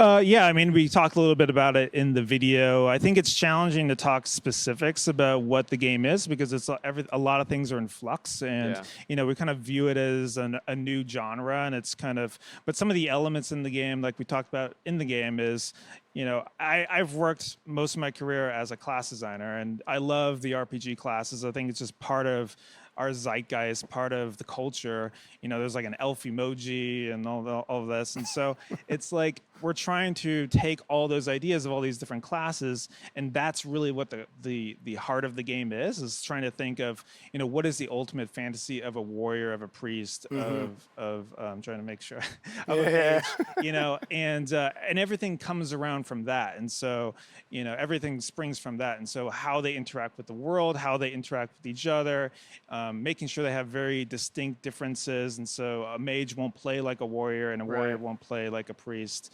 And so, we're spending a lot of work on, making the different characters, essentially the classes are like a character in our game. And so they have their own kind of character model, their own kind of aesthetic, their own gear, their own look. And so it's not something shared between them. And so, it's expensive to do all of that, but we really think that, we're always looking for a game that makes us feel more like the class that we resonate with. I think we all kind of play RPGs and have a class that we always try to play in every RPG, and so we're trying to like take that core idea and just drive it to its ultimate, right? Yeah, for sure. I mean, and you can stop me if I start saying too much, but I 100% felt that way, and we all have it, right? Like Asmon is the warrior guy, right? I play a paladin. I got to play test the warrior, like I said earlier, and just getting a chance to, I don't remember if I was talking to John or Cole about this, but exactly what you said. I wanted to, when I'm playing a warrior, I want to feel like I'm playing a warrior, whether it's the gear that I'm wearing, the buttons I'm pressing, what the abilities do, and having that degree of tactility, right? That degree of tactility from whenever I press a button, and it was the ball and chain skill. Can I talk about this a little bit? Yes. Yeah. Okay, go for it. Yeah. So there's and everything is a work in progress. This is going to be a 3-minute thing, probably, right? Like 30, 45 seconds. Are you sure? 50. Okay. So there's an ability, right, with the ball and chain where you essentially throw out the chain, you hit the guy, and you pull him back, and having that sort of feeling of I'm throwing out a heavy ball of metal on a chain, and it hits that guy. And sort of like, boom, oh, what the heck just happened? And you get ripped forward. Having that sort of feeling in the game and the player experiencing that is a huge thing, and it really just harkens on what you were saying about feeling like you're playing the class that you're playing. So I love it. It's awesome. And yeah, and like with the warrior, right, we kind of view him as just like a walking weapon, like he uses his body as a weapon. And so a lot of, it allows for a lot of like different kind of experiences and abilities to spring and build off of that concept. It's awesome. So yeah, the one you're talking about here, and we're prototyping many different abilities and spells, and that's like one of my favorite things to do in game design is come up with abilities and spells. And so one that we just have for the warriors, he just you know, grips you like you said, that we're just playing around with, and it allows for a lot of interesting moments of in gameplay that creates like different stories that come out of the match and that sort of thing. I think I like that a lot, especially, you know, like what is my aesthetic of a character? It's like a big, badass warrior with a massive two-handed sword or some sort of massive weapon. And like, especially like the, you know, like using your body as a weapon and just like knocking things around, like the very impactful and forceful gameplay of it. I think that's something that a lot of people feel many MMOs have kind of lost, right? Because you have the homogenization, you have things become closer and closer to themselves, and you forget about like what makes each class special and unique and more themselves. No, totally. And I think the other aspect as well is just, you know, heightening immersion where we can, about making you feel like that class and how you interact with the world, and creating different aspects in the world that, you know, there could be an area that only the priests can go through and the warriors can't because they just can't fit through it, or things like that, right? And so we're playing around with a lot of different ideas or that come from that kind of pillar, I guess. Well, hey, guys, if you guys did not know already, Notorious is also currently hiring. They're looking to build up their team. This is just the beginning of what we hope to be an incredible journey with them. And if you guys want to join the Notorious Studios team, work side by side with us as well, check out the open roles right now on the screen. They're hiring an environment artist, HR operations, producer, animator, VFX artist, and we look forward to watching the studio continue to grow. And, you know, there's also something that we're doing very, very special today. We are, in celebration of this partnership, we are announcing a 5-time custom PC giveaway. You guys want to win a custom PC? Go ahead and check out the link in chat right now. In honor and celebration of our partnership with Notorious, we're going to be giving that to you guys in the chat right now. Make sure to sign up, and we'll be announcing the winner next week on Allcraft. So next week, hopefully, we'll be joined by Chris on Allcraft on Asmon and Rich's show. We'll be announcing the winner there, so make sure to sign up and get a chance to win a PC. Oh my God! Yeah, that's awesome. I didn't know you were doing that. Allcraft next week? I guess so. It's been a year probably in the making, isn't it? Yes, yeah. Oh my God! Yeah, okay, a lot that to talk is about. great. And what do you feel like this partnership means? Because we haven't really had a lot of game development studios really sit down and work directly with influencers. And so, how do you really expect to see that progress and evolve? I think that's a great question. I think a lot of this, we're on the front lines of this kind of experience and trying to figure out like what that even means. Yeah. I think, as you know, Tips was saying earlier, I think a big part of it is having you guys as a resource to bounce ideas. I mean, I would have done that anyways if we didn't partner. I'd be like, hey, what do you think about this ability or this concept or whatever? So certainly that sort of like advisorship is definitely, I think, really important. And then also being able to reach our target audience, which I think your audience and our audience is going to be so similar. And so I think that's going to be a big part of this. And yeah, like you mentioned, you don't see a lot of studios kind of talk about the concept of the game this early and then, you know, go through the development journey in the open. And so I think that could be some cool opportunities for us to collaborate. You know, we've only talked about 3 classes today, and we want to have, you know, more classes in the game. We may unveil those later on, and so we could do that, you know, on stream or something. Yeah, or like, I like the sound of I've always thought it would be awesome to have like a jam session with the community, like let's brainstorm abilities. I don't know. We could like figure some cool stuff out, I think. Oh, I've thought of that. Like, you know, making subclasses for a warrior. You know, what are the subclasses? Like a barbarian, a gladiator, a Spartan, or like, you know, a long swordsman or something like that. So like, yeah, especially getting together and like being super creative like that. I think people absolutely love that. And before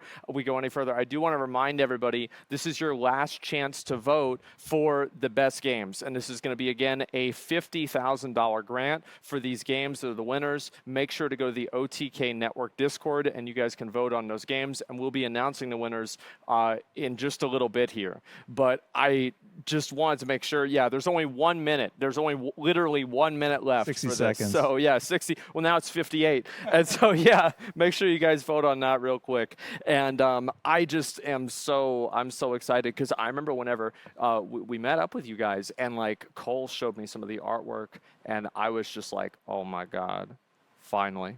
You know, I was so happy. Yeah, I think Cole even like drew you. Like he was in the hotel lobby. I was like, "What are you Really? sketching?" And he made like an image of you. Yeah. Oh my God. I think that was just an undead. Yeah, it was like an undead Asmongold. Oh, that's great. Yeah, so it's just Asmongold. Yeah. That's about right. Okay, yeah. I mean, I'm so excited, and just the whole thing about it is really cool, like what we've talked about with the game and where things are going. And I hope this really is the future of game development, because more so, we see more studios, you know, the separation between the community and the developer sometimes becomes even larger with like social media and people trying to avoid, you know, realistically, like some of the more vitriolic people. But it's really admirable and impressive to see people like you and your team sit down and actually try to talk with people and give them an audience and really involve them in the whole process.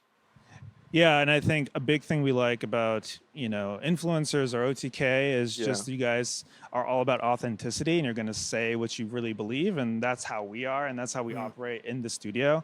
And so, yeah, I mean, even though, you know, we call this a partnership and that sort of thing, I want to hear, like, the truth. I want to hear, like, what you really think. You know, I don't need, you know, I'm not looking for shills or anything like that. And so I think both ways, right? And so I think all about authenticity, all about kind of, like, how we really feel. And yeah, so the best games, the best ideas come out of that. Well, I think that's the best way to make a game, right? Is whenever you're able to actually give legitimate, real feedback rather than, you know, just kind of telling people what they want to hear. Yeah. And I think that's definitely been kind of a problem with game development over time. And so I think this is absolutely a breath of fresh air.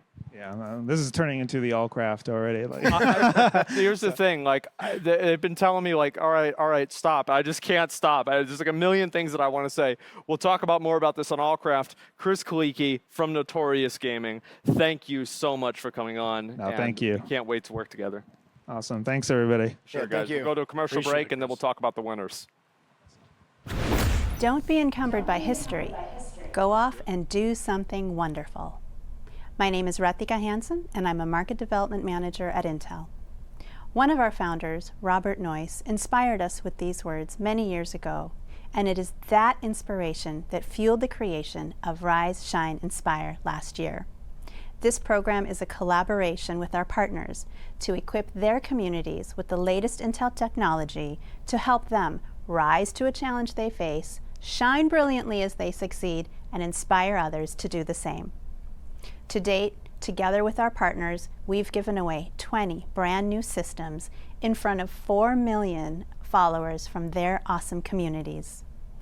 We are so excited to work beside Razer at OTK Expo and do it again in front of all of you fabulous OTK fans.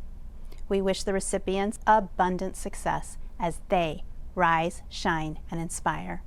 All the best. Thank you. Gentlemen, it's been a long time. It's been quite a while, and I am just astonished.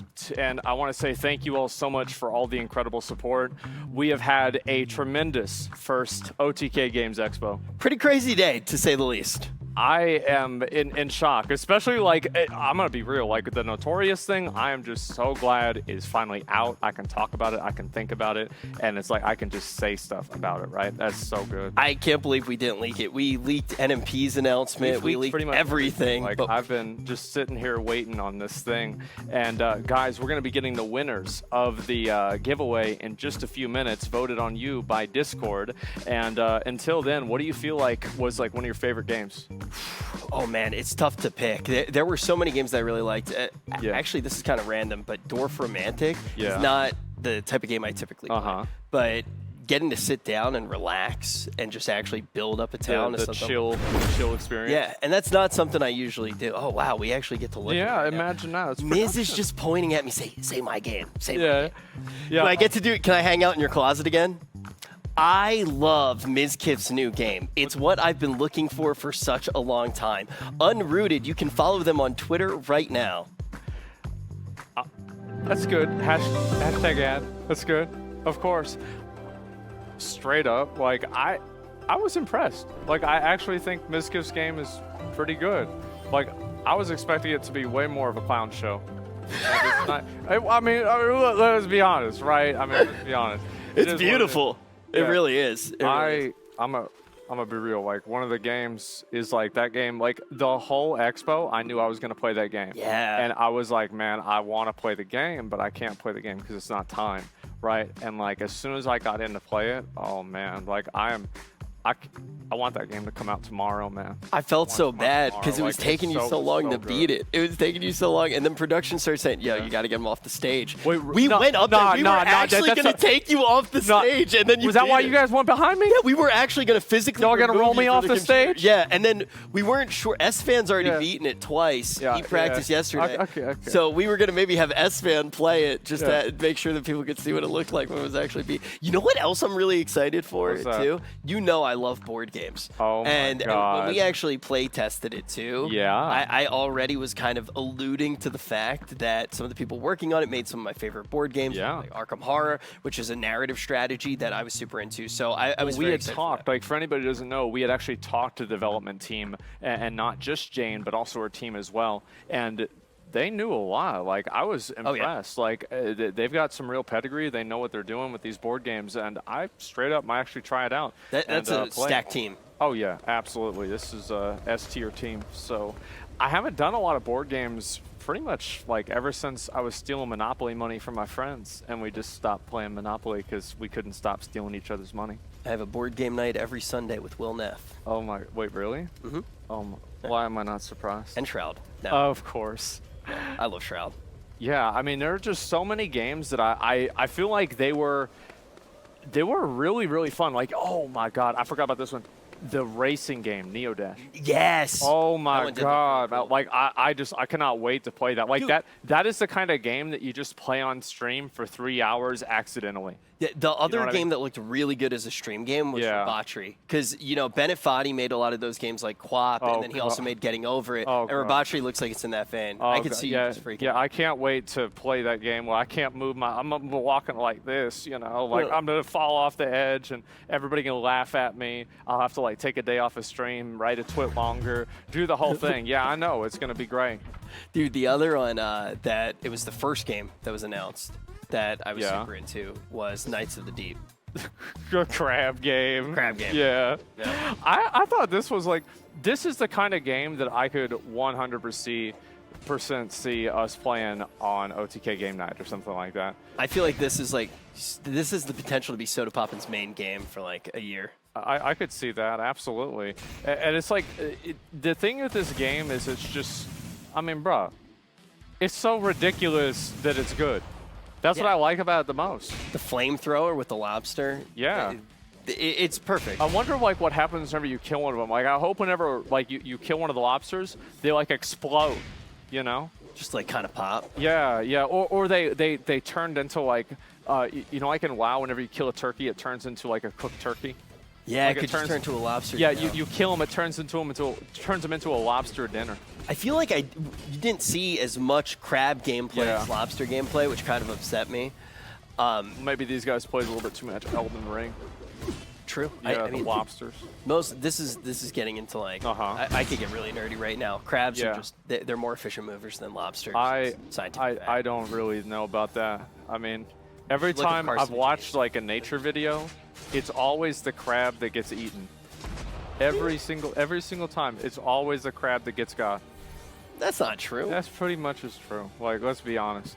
It is. And like, yeah, I really like this game a lot. But again, like, there have been so many. And that Ethereal game. Yep. The MMO, like, that was, like, people were like tweeting it at me like maybe a month ago. And I was like, you know, what is this? And I saw it coming up in the OTK Games Expo. And I'm like, okay, I've got to really look at this and see what it's about. And like, I remember whenever we were looking at all the trailers for the first time. And I was like, and then whenever it had everybody building stuff together, oh my God. That was cool. Yeah, it definitely is, and it's going to be tough, but everybody already did vote. Yeah. So it's about time that we actually announce the winners. Okay. Alrighty, gentlemen, want to do second place first? Let's take a look. Yeah, we're doing this right now. Again, guys, this is going to be first place is going to be getting $30,000 and a Razer PC powered by Intel, and second place, oh, yo, what? You love that one. Yes, dude. NeoDash is getting second place. Congratulations to NeoDash. Congratulations. They're going to be grabbing $20,000. And as Asmon mentioned, they also are going to get the Razer PC powered by Intel so they can continue developing that game and any future projects as well. Absolutely. And I am so glad to see that. Congratulations so much to NeoDash and everybody who made it possible. And thank you guys all so much for voting and being part of it. Now, time to see who actually gets first place. All right, here we go. Bro, like, McConnell was in the chat probably telling them, vote on this game. Like, there is no way that's not what happened.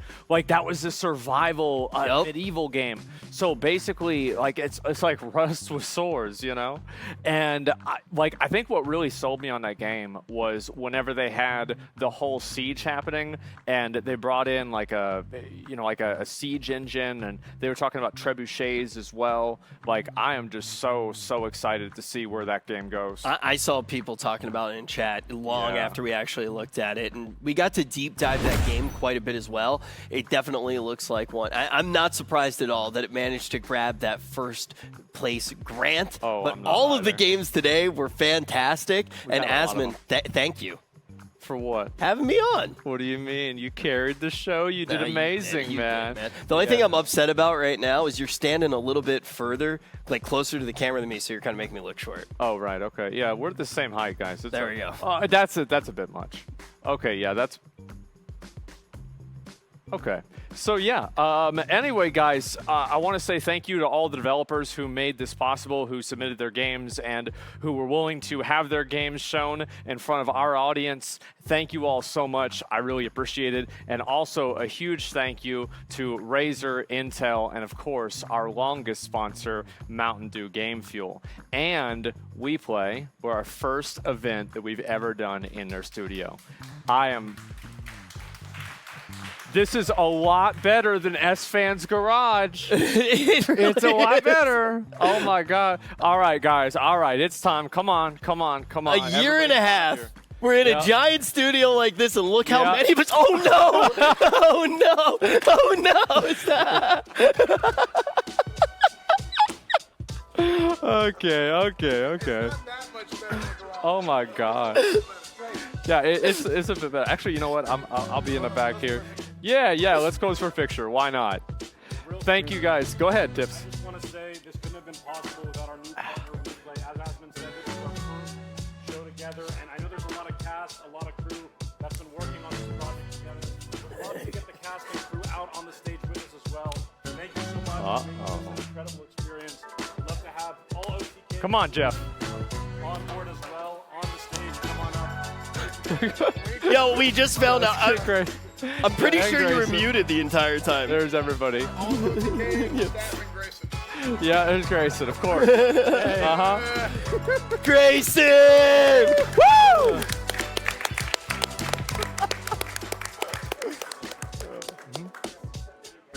Awesome. All right, well, guys, thank you all so much for watching. I really appreciate it. And for everybody here at OTK, thank you so much for your support for all this time. Thank you to everybody, the developers, the sponsors, and of course you all, the viewers. And as I said always, the best way of saying thank you is better content, and that's what we hopefully have done today, and we will continue to do. Thank you all so much for watching, and until the next time, peace.